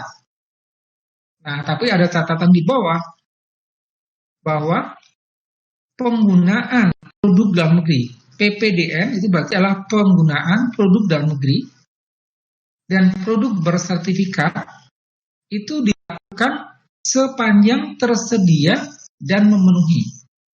Kalau barang atau jasa yang kita perlukan itu ternyata di dalam negeri tidak cukup, atau di dalam negeri tidak ada, atau di dalam negeri ada tapi belum bersertifikat, baru boleh digunakan. Jadi intinya cari dulu, dipastikan dulu bahwa di dalam negeri itu produknya ada, dan produk di dalam negeri itu sudah bersertifikat. Gitu ya. Kalau nggak ada baru boleh menggunakan yang lain. Contohnya apa sih Pak? Gitu. Kalau kita menggunakan produk dalam negeri, pemerintah atau presiden dalam hal ini menginginkan kita terbebas dari COVID-19 misalnya. Nah, presiden melalui Menteri BUMN sudah meminta PT Kimia Farma ya sebagai BUMN Indonesia dalam negeri untuk membuat vaksin. Tapi sekarang ternyata vaksinnya belum selesai. Nah, kasusnya tetap meningkat. Nah, Presiden menghendaki kalau bisa dites sebelum akhir tahun deh. Tapi karena PT Kimia Farma tidak sanggup, sehingga sekarang kita mendatangkan produknya dari Cina. Ya. Jadi meskipun ada prioritas kita menggunakan produk dalam negeri, tapi kalau produk dalam negeri itu belum tersedia atau tidak cukup tersedia, kita boleh menggunakan produk luar negeri. Dan sekarang kita sedang dalam proses kerjasama dengan Cina untuk memproduksi secara massal vaksin untuk penanggulangan COVID-19. Ya, itu contohnya bahwa kalau menggunakan produk dalam negeri itu, menggunakan produk luar negeri itu boleh sepanjang produk dalam negerinya belum tersedia atau tidak cukup. Kemudian yang kedua nih, produk yang bersertifikat. Kalian kalau misalnya ke kampus motor, kalian menggunakan helm, agar tidak ditilang kan kalian harus menggunakan helm yang sudah bersertifikat. Ya kan? Nah, ini memang sudah syaratnya, karena produk yang bersertifikat, kalau kita bicara mengenai helm, itu yang sudah dites secara teknis, itu aman bagi kepala kalau misalnya kalian jatuh dan kepalanya membentur ke aspal misalnya. Nah, jadi itulah kenapa kok pemerintah menganjurkan atau menghimbau kita menggunakan produk yang bersertifikat, karena itulah produk-produk yang sudah dianggap kualitas. Kualitasnya sudah memenuhi syarat. Dan memenuhi syarat itu berarti dia sudah bisa dibandingkan dengan produk luar negeri. Sehingga kalau misalnya ada produk luar negeri juga, tapi produk Indonesia ada dan produk Indonesia sudah bersertifikat, maka produk Indonesia itulah yang akan diprioritaskan. Yang ketiga misalnya, memaksimalkan penggunaan produk industri hijau. Nah, contohnya gini, sekarang kan sudah ada himbauan ya, ada larangan malahan kita tidak diperkenankan menggunakan plastik. Kita diminta mengurangi penggunaan plastik. Okay? Nah, kalau misalnya kalian itu sebagai menteri misalnya mengadakan rapat nih, kemudian pada saat rapat, kemudian ada sajian snack dan makan siang misalnya. Tentu saja pada saat kalian mengadakan pihak ketiga, bekerja sama dengan pihak ketiga yang bisa menyediakan catering misalnya, tentunya dipilih perusahaan catering yang menyajikan minuman tidak dalam bentuk air mineral dalam kemasan plastik. Jadi air minumnya bisa dikemas dalam apa? Bukan plastik tapi kertas misalnya. Kalau di Kementerian Keuangan itu sudah ada himbauan dan sudah dilaksanakan. Untuk penyajian minuman itu tidak boleh. Ya kalau toh menggunakan cangkir atau gelas, itu cangkir atau gelasnya harus terbuat atau malah menggunakan cangkir-cangkir atau gelas dari beling atau kaca yang bisa dicuci kembali, tapi memang sudah tidak boleh lagi menggunakan plastik untuk penyajian minuman. Nah itu contoh dari pengadaan yang sudah memaksimalkan penggunaan industri hijau. Oke, sekarang saya lanjutkan. Nah, untuk pengadaan itu dibagi dua ya. Pengadaan itu berkaitan dengan barang itu baru, barangnya baru, barang atau jasanya baru, atau barang atau jasanya itu merupakan pemeliharaan dari barang atau jasa yang lama. Nah, kalau kita bicara mengenai barang itu pengadaan itu berkaitan dengan pengadaan barang yang lama. Berarti kita bicara pemeliharaan, kita boleh menyebutkan merek. Jadi misalnya nih, kendaraan dinas Menteri Keuangan misalnya, itu ada merek tertentunya kan? Ya. Nah, kemudian pada saat kendaraan dinas itu akan diservis, ya, kemudian ada yang rusak, suku cadangnya, komponen dari mobil itu, karena kan dia sudah ada mereknya, boleh menyebutkan merek. Karena memang kita sudah mempunyai sudah mempunyai asetnya, ada merek tertentu, sehingga kalau barang itu akan diservis, akan diperbaiki, ada komponen yang rusak, misalnya ada suku cadang yang harus dibeli, boleh menyebutkan merek. Itu kalau barangnya adalah proses pengadaannya berupa pemeliharaan, ya. Tapi kalau barang baru tidak diperkenankan menyebutkan merek, karena apa? Prinsipnya adalah transparan dan terbuka. Terbuka itu artinya semua perusahaan manapun boleh masuk, gitu. Katakanlah misalnya gini, kendaraan dinas kita itu mereknya Honda, misalnya perusahaan dari Jepang, misalnya ya. Terus kemudian kendaraan dinasnya rusak. Nah, kalau kita udah punya kendaraan dinas itu mereknya Honda dan rusak, kita beli suku cadangnya kan suku cadang untuk Honda dengan tipe yang persis sama dengan yang sudah kita punya kan, ya. Nah itu kalau pemeliharaan. Tapi kalau misalnya akan mengadakan kendaraan dinas yang baru, nggak boleh langsung menyebutkan saya ingin mengadakan kendaraan dinas dengan merek Honda, boleh, ya. Jadi tolong dibedakan ya, mengenai spek ini, penyebutan merek ini dimungkinkan ini kalau dikaitkan dengan pemeliharaan. Prakteknya adalah seperti itu. Nah, kalau kemudian itu yang baru, boleh nggak Pak? Yang baru, kalau kita akan membuat antar harga, itu boleh. Tapi begitu sudah di launching, melakukan lelang atau tender, kita tidak diperkenankan menyebutkan merek. Jadi artinya perusahaan manapun boleh masuk, ya, nggak menyebutkan merek. Itu kalau sudah prosesnya proses lelang yang terbuka dan transparan. Semuanya boleh masuk. Oke. Nah, sekarang saya lanjutkan ya. Untuk, kalau tadi kan mengenai barang yang tadi saya contohkan kan barang. Kalau kita bicara mengenai jasa, jasa perlu ada tornya nggak? Perlu ada kerangka acuan kegiatannya nggak? Iya. Kalau kita menyediakan jasa, jadi kita sekarang beralih dari barang ke jasa. Kalau kemudian lembaga itu mengusulkan output jasa, dibuatkan juga kerangka acuannya. Nah, mengenai kerangka acuan yang kalau kita ingin meng-hire jasa konsultan misalnya, di dalam tornya harus disebutkan pekerjaan yang akan dilakukan itu apa. Sehingga nanti itu sekaligus kita akan memilah-milah. Pekerjaannya apa betul sih nggak bisa dikerjakan oleh kementerian lembaga sendiri? Terus waktunya kapan? Ya, waktu pelaksanaan kegiatan itu kapan? Terus konsultannya itu seperti apa? Contohnya gini nih.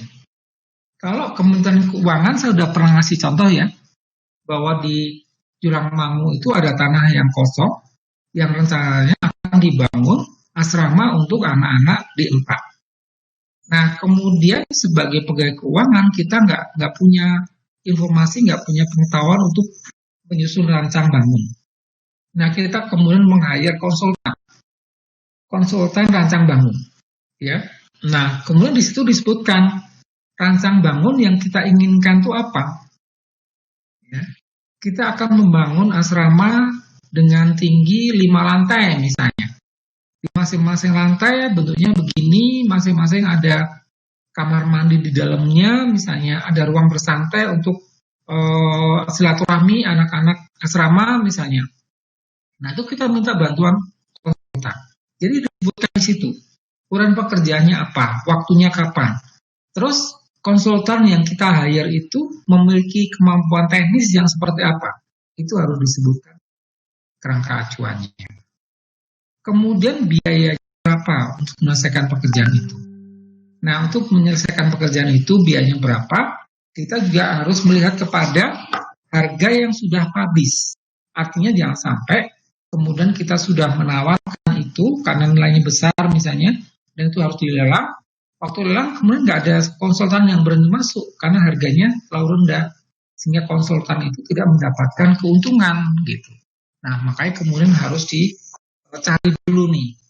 Harga yang di sini itu kira-kira berapa yang pantas sehingga konsultan-konsultan itu bersedia bergabung ke pekerjaan yang ditawarkan oleh PKN STAN. Oke, jadi langkah-langkahnya semua dibuat sedetail mungkin, serinci mungkin. Oke.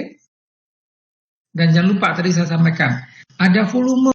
Kalau tadi saya contohkan misalnya, kita ingin membuat Indonesia sehat. Outputnya adalah vitamin. Nah, vitaminnya itu untuk berapa orang? Misalnya satu orang butuhnya 3 butir vitamin itu. Ya. Kemudian akan dikasih ke seluruh penduduk Indonesia. Kalau penduduk Indonesia misalnya 200 juta. Jadi kalau kita bicara mengenai volumenya adalah 3. Karena masing-masing satu orang dapat 3 butir, 3 kali 200 juta. Gitu. Ya, jadi semua langkahnya secara teknis dirinci, bahan-bahannya apa saja, ya, daftar kegiatannya apa saja, volumenya berapa, kemudian harga satuannya berapa. Termasuk kalau kita meng-hire konsultan itu ada upahnya, untuk konsultan itu berapa, honorarium mereka itu berapa. Ya. Nah, kalau kita menggunakan mekanismenya adalah swakelola, maka besaran biaya-biaya itu harus sesuai dengan standar biaya masukan, ya, standar biaya masukan, karena kita akan melakukan sendiri.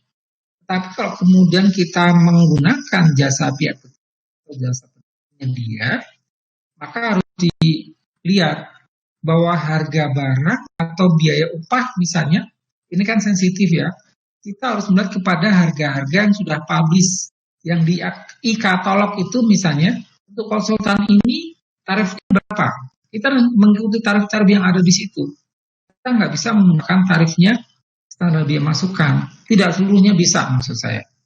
Contohnya gini nih, katakanlah misalnya ada ahli di bidang kedokteran misalnya, ya, ahli di bidang kedokteran. Dan orang itu, konsultan itu misalnya menjadi satu-satunya ahli di bidang kedokteran di Indonesia. Ya. Jadi tarifnya dia itu adalah tarif profesional, tarif sebagai profesional. Nah, tarif sebagai profesional itu berapa? Misalnya sekali kita konsultasi misalnya 1 jamnya misalnya dibayarnya 1 juta misalnya. Nah, kemudian di standar biaya, karena menggunakan standar biaya masukan adalah harganya itu adalah harga rata-rata. Dokter rata-rata, kan kita bicara sama-sama dokter nih. Harga rata-rata dokter itu misalnya untuk konsultasi 1 kali datang biayanya adalah 250.000. Nah, kalau kita menggunakan harga 250.000, tentu saja kalau kita menginginkan jasa konsultan tadi yang harganya 1 juta, tidak akan masuk. Ya. Jadi pada saat kita membuat rencana anggaran biaya untuk konsultan dan itu akan dilelangkan atau kita memang berharap ada pihak yang berani masuk atau mau masuk, maka kita harus betul-betul menggunakan harga yang sudah publish terlebih dahulu. Nah, minggu depan kalian akan diajari bagaimana cara menyusun harga perhitungan sendiri.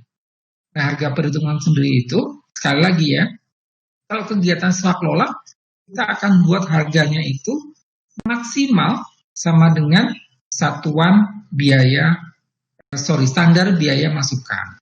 Harus sesuai dengan standar biaya. Tapi kalau kemudian kegiatan itu akan kita mintakan ke pihak lain, kita berharap penyedia itu bersedia bergabung kepada proyeknya pemerintah, kita juga harus melihat nih, harga itu harga yang pantas, harga sesuai dengan harga pasar. Ya. Prosesnya sama sih antara swakelola dengan penyedia. Bedanya karena yang satu dikerjakan sendiri, yang satu kemudian pihak ketiga, maka nanti ada harga-harga yang harus dipastikan. Nah, berikutnya mengenai pemaketan. Tadi saya sudah sampaikan ya, bahwa pada saat menyusun kerangka acuan kegiatan atau kerangka acuan, di sana disebutkan sasarannya apa. Ada kondisi-kondisi yang diharapkan itu seperti apa. Nah, untuk mencapai kondisi yang diharapkan itu, kita ingin menghasilkan output atau keluaran itu apa. Ya. Nah, kemudian untuk mencapai keluaran itu, kalau tadi sudah ditetapkan bahwa itu hanya bisa dicapai dengan cara melakukan kontrak dengan penyedia, di sini yang kita harus perhatikan adalah bahwa penyedianya itu memang betul-betul bisa menyediakan atau menghasilkan output atau keluaran seperti yang kita harapkan. Kemudian berarti kita ngomong soal kemampuan ya. Kemampuan pelaku usahanya itu untuk menghasilkan keluaran yang kita inginkan dengan jumlah atau volume yang kita inginkan. Kemudian harganya sama dengan harga pemerintah. Dia bersedia melakukan itu sesuai dengan harga pemerintah. Bisa jadi gini, harga pemerintah kok kecil ya, sebagai perusahaan kami nggak bisa dapat untung nih, gitu. Nah, tetapi yang dilihat bahwa kalau perusahaan swasta itu bersedia masuk ke dalam proyek pemerintah, berarti dia harus sepakat dengan harga sekian, dia berani memberikan produknya atau jasanya dengan harga sekian, dengan jumlah sekian, gitu ya. Itu pada saat kita pertama akan melakukan pengadaan, kita paket-paketkan dulu. Nah, terus ini prinsipnya yang tadi sudah saya jelaskan di awal. Kalau pengadaan itu memang lebih efisien kalau digabungkan jadi satu, mestinya digabungkan. Tetapi kalau kemudian kegiatan itu memang menurut sifat dan jenisnya tidak bisa digabungkan, harus dipisahkan, ya mestinya harus dipisahkan. Ya. Nah, poin pentingnya adalah yang di terakhir itu, bahwa kita sebagai kementerian lembaga itu dilarang untuk memecah, membuat paket-paket yang kecil, karena tujuannya kita menghindari tender atau lelang. Itu yang tidak diperkenankan. Jadi intinya gini, kalau misalnya kegiatan itu lebih efisien kok digabung jadi satu, tapi risikonya harus dilelang, ya harus dilelang. Tapi kan hasilnya kita akan mendapatkan harga yang lebih murah. Sebaliknya kalau kemudian misalnya dia nggak bisa digabung nih, karena dia berbeda tempat, berbeda lokasi, harus sendiri gitu.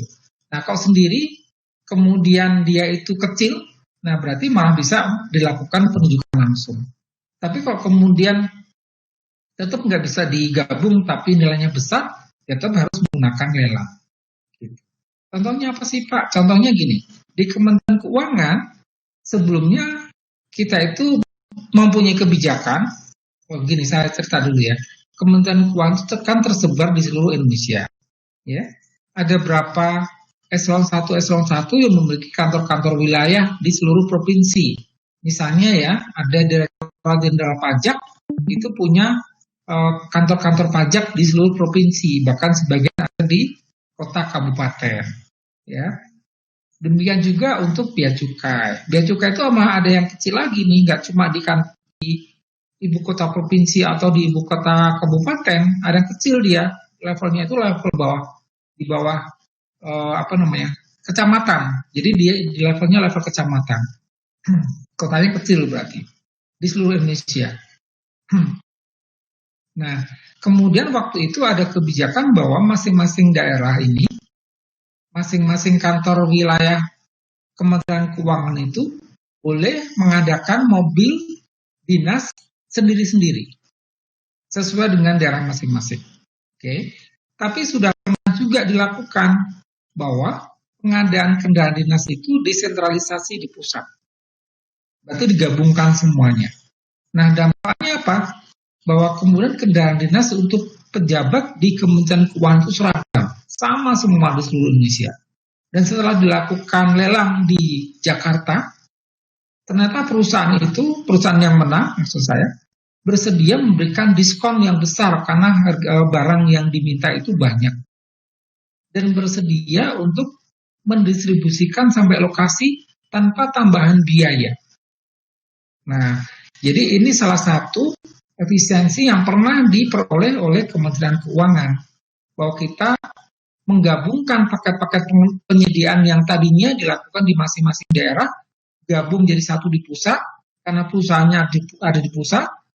Setelah lelangnya selesai, karena kantor pusatnya di sini, kemudian barang yang kita inginkan itu, dalamnya adalah kendaraan dinas itu, didistribusikan ke kota tertentu itu sudah dilakukan oleh perusahaan itu sendiri, tanpa kita harus melakukan atau memberikan tambahan biaya transportasi. Ya. Jadi intinya ini sih, kalau kita melakukan, kalau kita melakukan pemaketan yang digabungkan ini, ya, nanti ada efisiensi yang akan kita terima. Nah, demikian juga yang ini hampir sama sih. Konsolidasi ini berarti kita menggabungkan paket-paket pengadaan barang dan jasa yang sejenis. Nah, kalau tadi saya ceritakan hanya kendaraan dinas ya.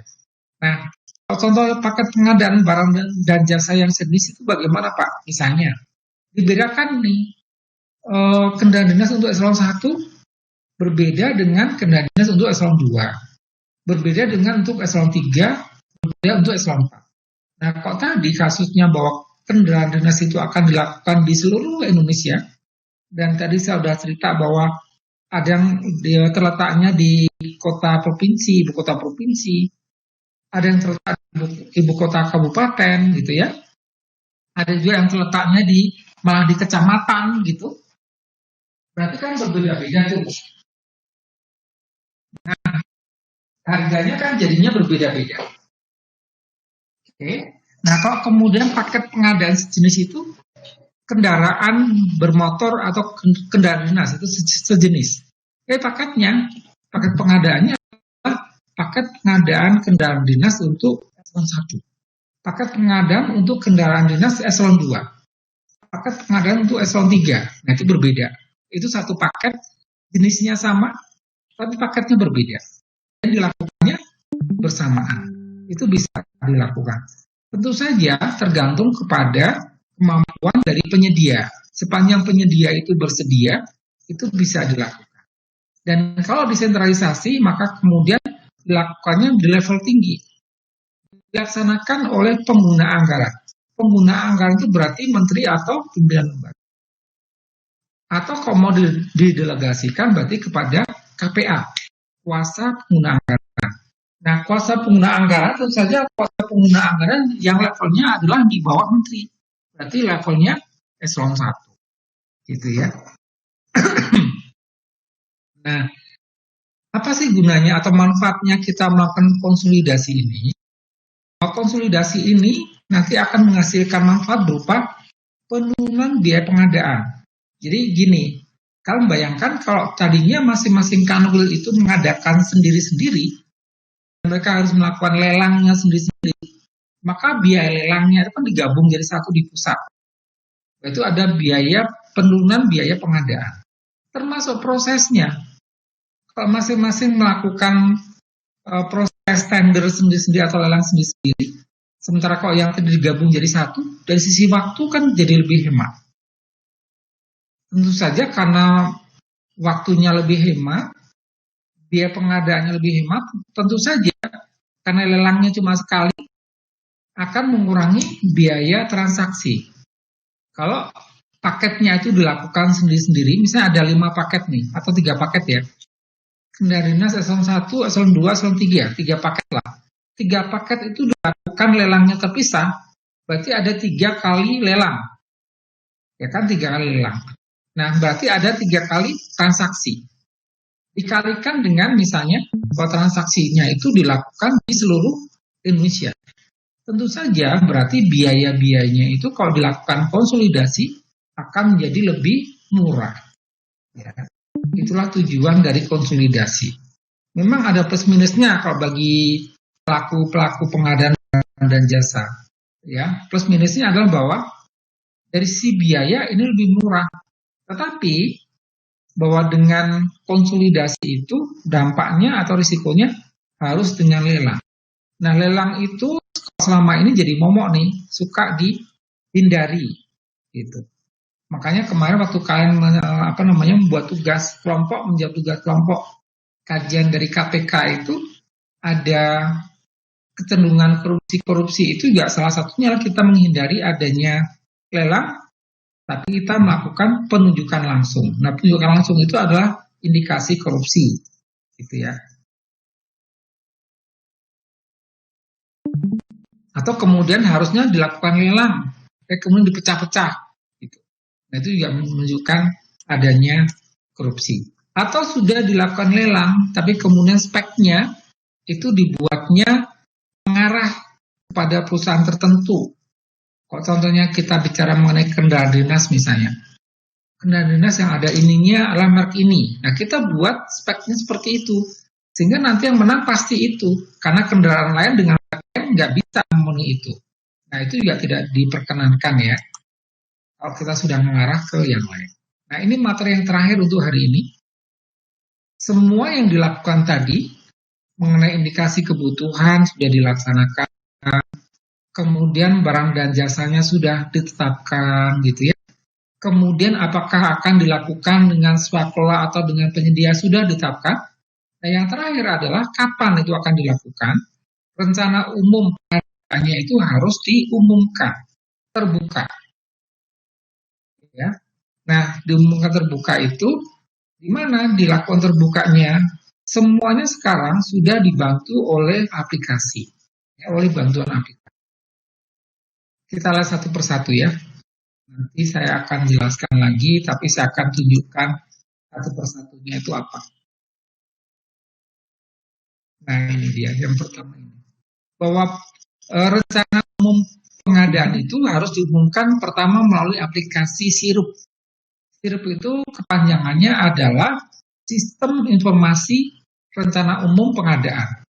Nah, ini yang melakukan adalah LKPP. LKPP sudah bekerjasama dengan KPK menggunakan ini, SIRUP, Sistem Informasi Rencana Umum Pengadaan. Atau kalau tidak masuk ke sana, bisa juga diumumkan di dalam web masing-masing kementerian lembaga. Ini sudah menjadi arahan Presiden dan sudah ditulis oleh Kementerian Informasi ya Kominfo bahwa kementerian lembaga itu sudah harus mempromosikan kegiatannya di dalam web. Jadi masing-masing kementerian lembaga itu diwajibkan memiliki web. Bahkan kalau di Kementerian Keuangan, tidak cuma web levelnya Kementerian Keuangan, tapi web masing-masing eselon 1. Itu sudah harus punya web masing-masing. Dan saling bersaing. Saling bersaing maksudnya karena sama-sama semuanya harus menonjolkan diri masing-masing. Output yang diberikan ke masyarakat itu apa harus sudah dideklar ke masyarakat. Ya.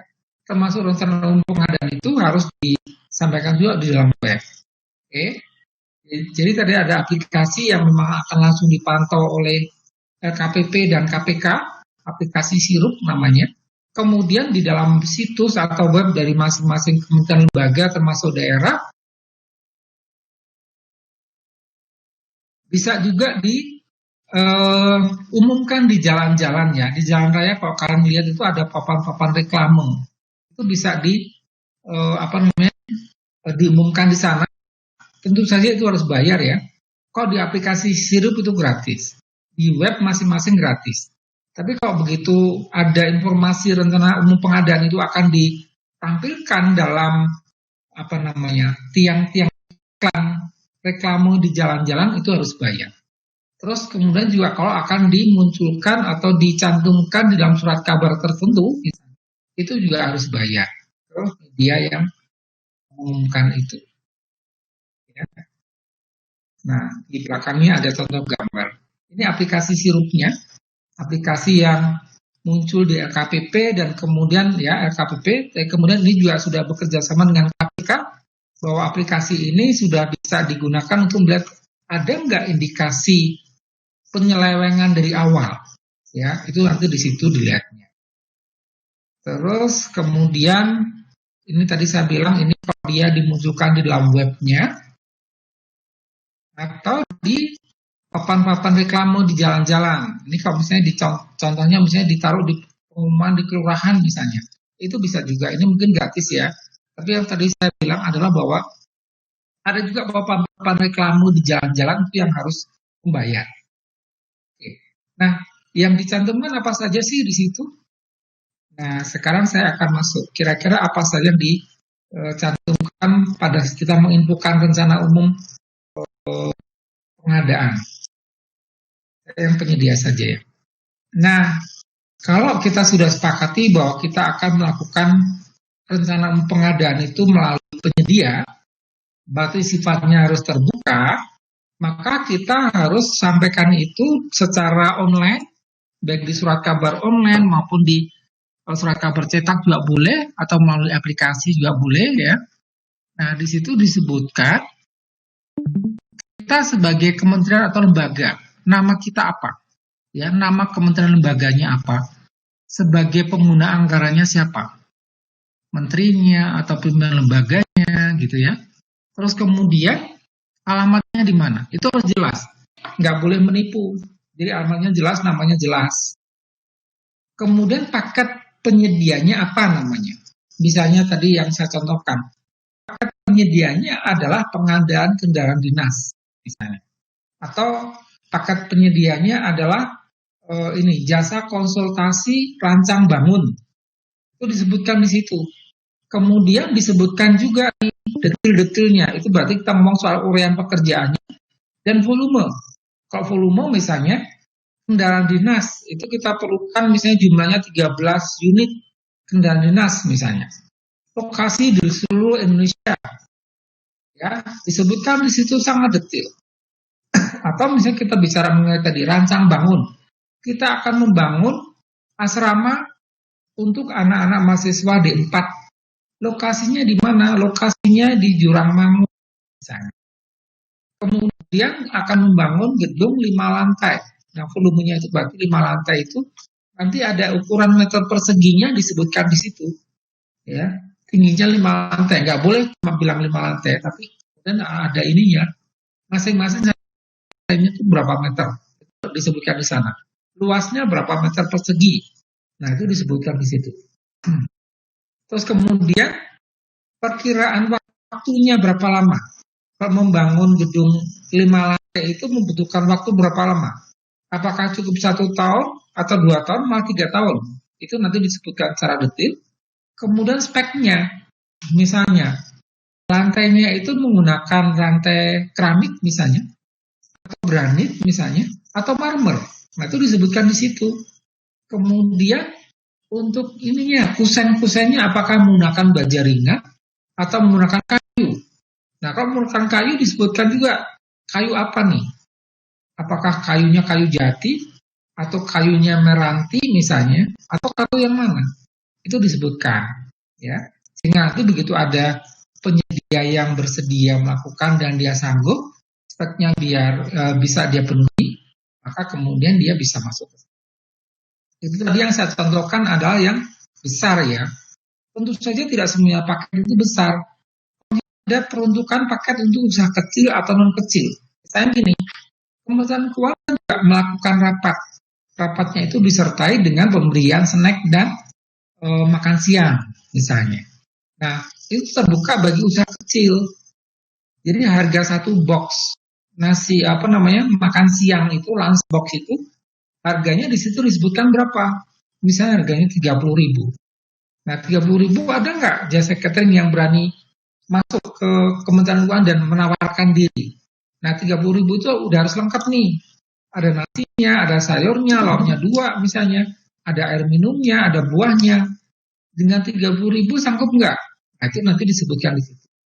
Bahwa kemudian ini tidak semuanya harus perusahaan besar. Tapi juga kalau memang orientasinya adalah membantu kepada perusahaan-perusahaan kecil, boleh langsung menyebutkan di situ ya. Penyediaannya apa? Penyediaannya adalah makan siang, konsumsi rapat misalnya, snack dan makan siang. Kemudian penggunaan produk dalam negeri, berarti makanannya makanan Indonesia. Yang boleh masuk adalah perusahaan-perusahaan kecil. Nah, disebutkan di situ. Volumenya berapa? Kalau kemudian ini rapat biasa misalnya, pesertanya cuma 30 orang, berarti 30 box saja yang dibutuhkan misalnya. Lokasinya di mana? Sumber dana dari mana? Itu disebutkan. Nah, mengenai sumber dana, ini kalau kita tadi bicara mengenai pembangunan gedung misalnya.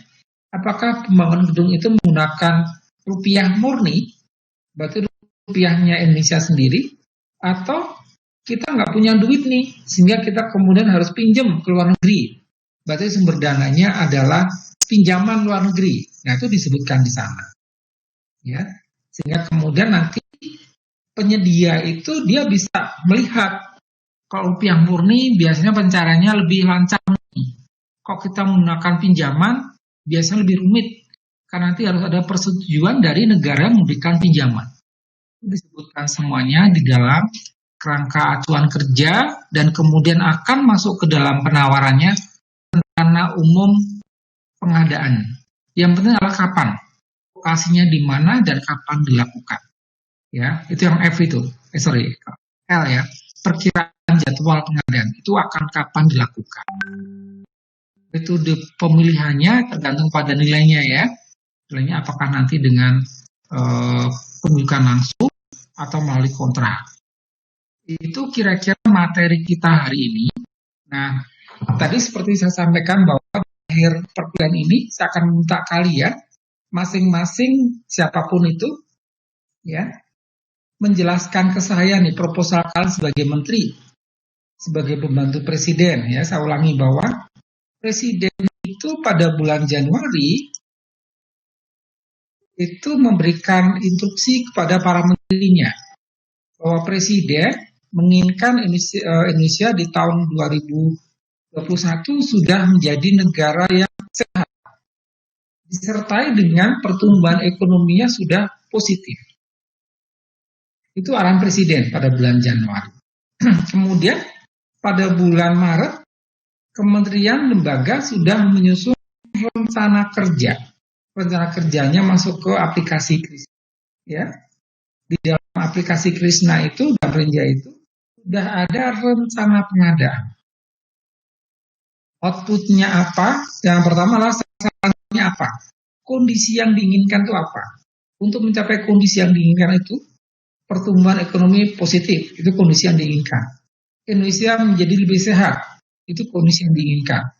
Untuk mencapai itu, barang atau jasa yang akan diusulkan apa? Di dalam Renja itu, di dalam aplikasi Krisna itu.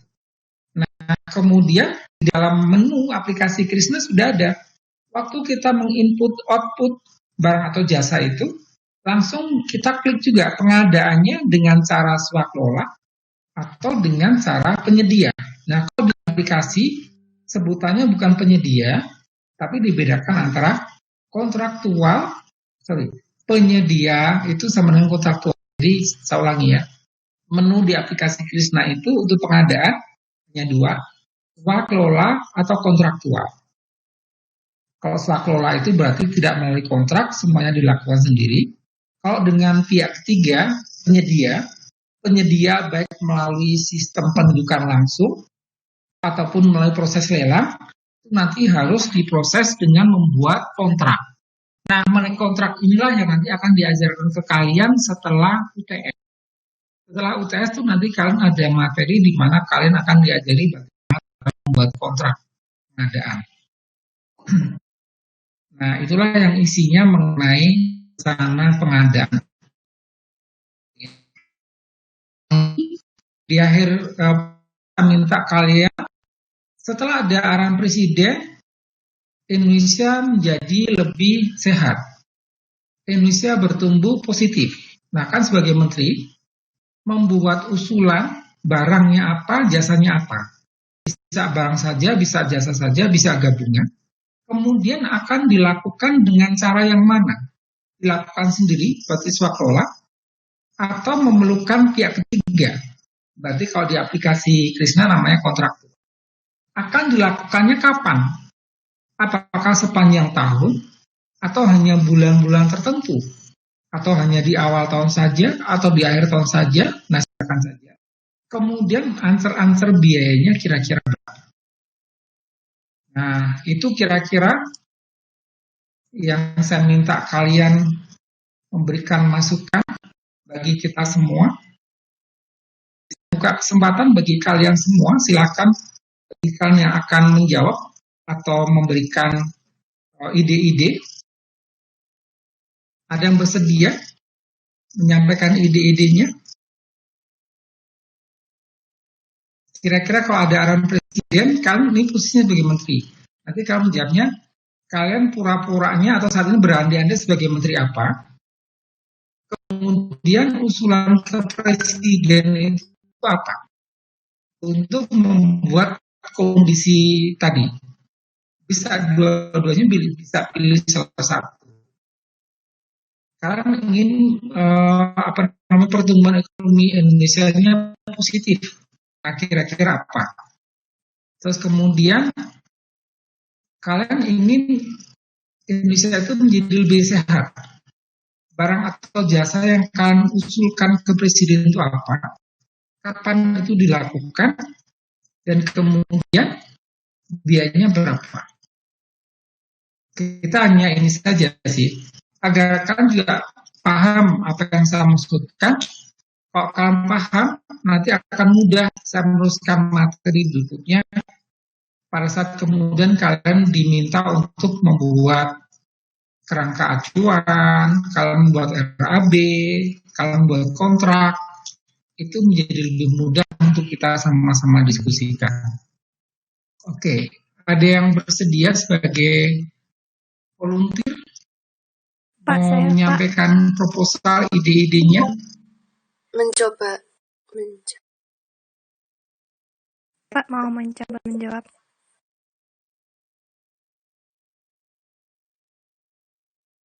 Di kelas yang pertama tadi, kelas pertama sebelum kalian tadi malah kami kekurangan waktu nih karena banyak. Oke, sorry karena di sini saya juga khawatir. Ya, sorry. Saya khawatir nanti yang tampil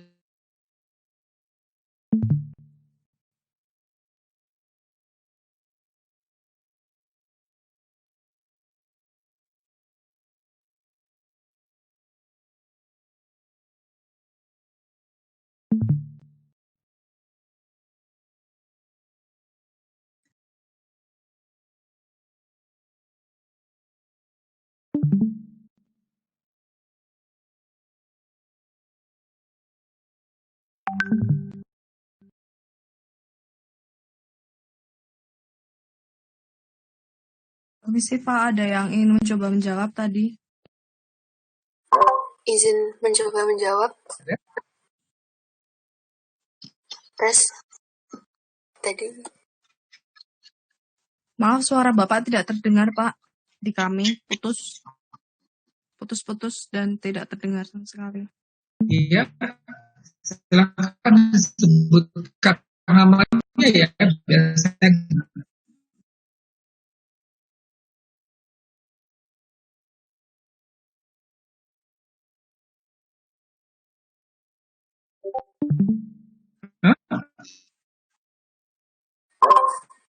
Saya Mukhlisa, Pak. Izin mau menyampaikan ide.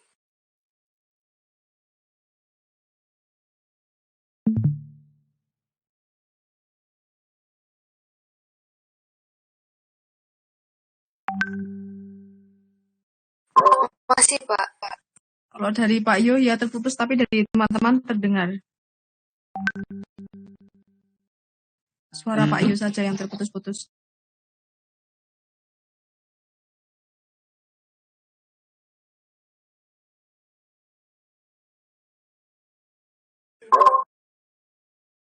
Apakah suara saya bisa didengar? Masih putus-putus, Pak. Masih putus-putus, Pak. Atau mungkin karena slide screen-nya ya berat atau...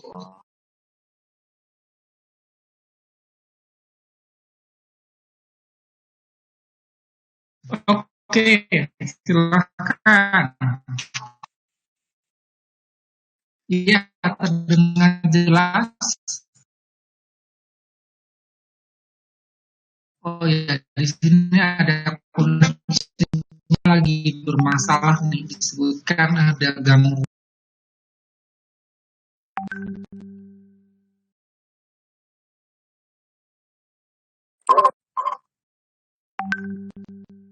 Kalau dari Muslisanya terdengar kok, Pak.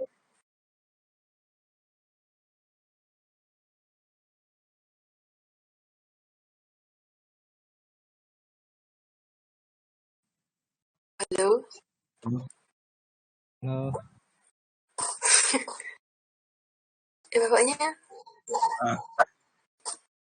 Nanti kalau bapaknya udah masuk langsung aja sebutin nama sama absennya. Iya, gitu. Biar ramai. Kasih ya teman-teman ya kerjasamanya.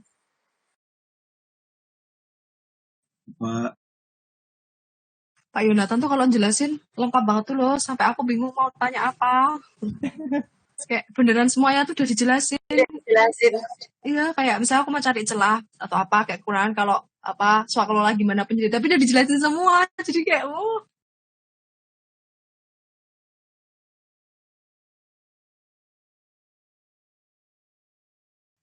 Halo Bapak. Coba chat WhatsApp aja deh. Adan. Chat WhatsApp Bapak. Chat WhatsApp Pak Yu. Oksi aja sekalian. Oksi chat Bapak Oh ya, Anjir Rosi juga boleh. Oksi. Devi maksud gue.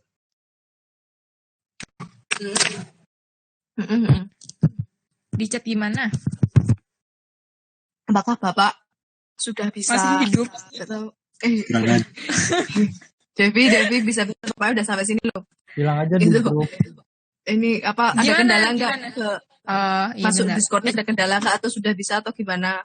Iya, atau mau suruh jawabnya di WhatsApp juga gimana? Santai guys, ulur dikit. Iya, buat apa-apa. Bapak. Kalian udah ngumpulin BLU belum? Belum, apa laptopku tuh tiba-tiba update yang sampai lama banget tuh loh. Anjay, ini kalau seharian nggak selesai bisa nggak jadi ngumpul. Aku udah tak taruh di situ. Kok bisa sih? Emang update sampai sehari gitu ya? Aku udah berapa jam baru 25%. Halo Bapak. Halo? Oh, Pak Yu sudah masuk. Mari Pak. Selamat datang kembali. Iya, mohon maaf, ini memang tadi di Di layar saya tertulis bahwa ada yang mute suara saya. Terus saya Nggak ada. cari-cari siapa gitu. Saya kemudian coba masuk kembali. Baru kemudian berhasil. Oke, mohon maaf ya. Nggak apa-apa, Pak. Juga Sudah karena yang tadi diamal. bahwa saya kan kebetulan di kantor nih. Dan minggu lalu saya, di kelas yang sebenarnya saya sudah sampaikan. Karena anak-anak mintanya pakai Discord, terus minggu lalu saya sampaikan saya mohon maaf nggak bisa pakai Discord karena ada larangan di kantor. Saya sudah mencoba install di kantor, tidak diperkenankan. Ya, terus kemudian hari ini saya membawa laptop saya sendiri, tapi jaringannya ini jaringan kantor. Ya mungkin karena itu saya juga kemudian ada kesulitan, ya. Tapi nggak apa-apa lah, kita masih punya waktu setengah jam nih ya. Kalau ada 3 atau 4 yang mau sharing, kalian posisinya sebagai menteri apa, kemudian kalian akan mempresentasikan proposal ke presiden, silahkan. Sekarang Muslika Hayu, silahkan. Ya Pak, saya Mukhlisa Ningtyas, izin menyampaikan ide terkait pengadaan barang dan jasa. Semisal tadi Presiden mengamanatkan untuk programnya Indonesia ke depan lebih sehat di tahun 2021. Saya sebagai Kementerian Riset dan Teknologi Ya.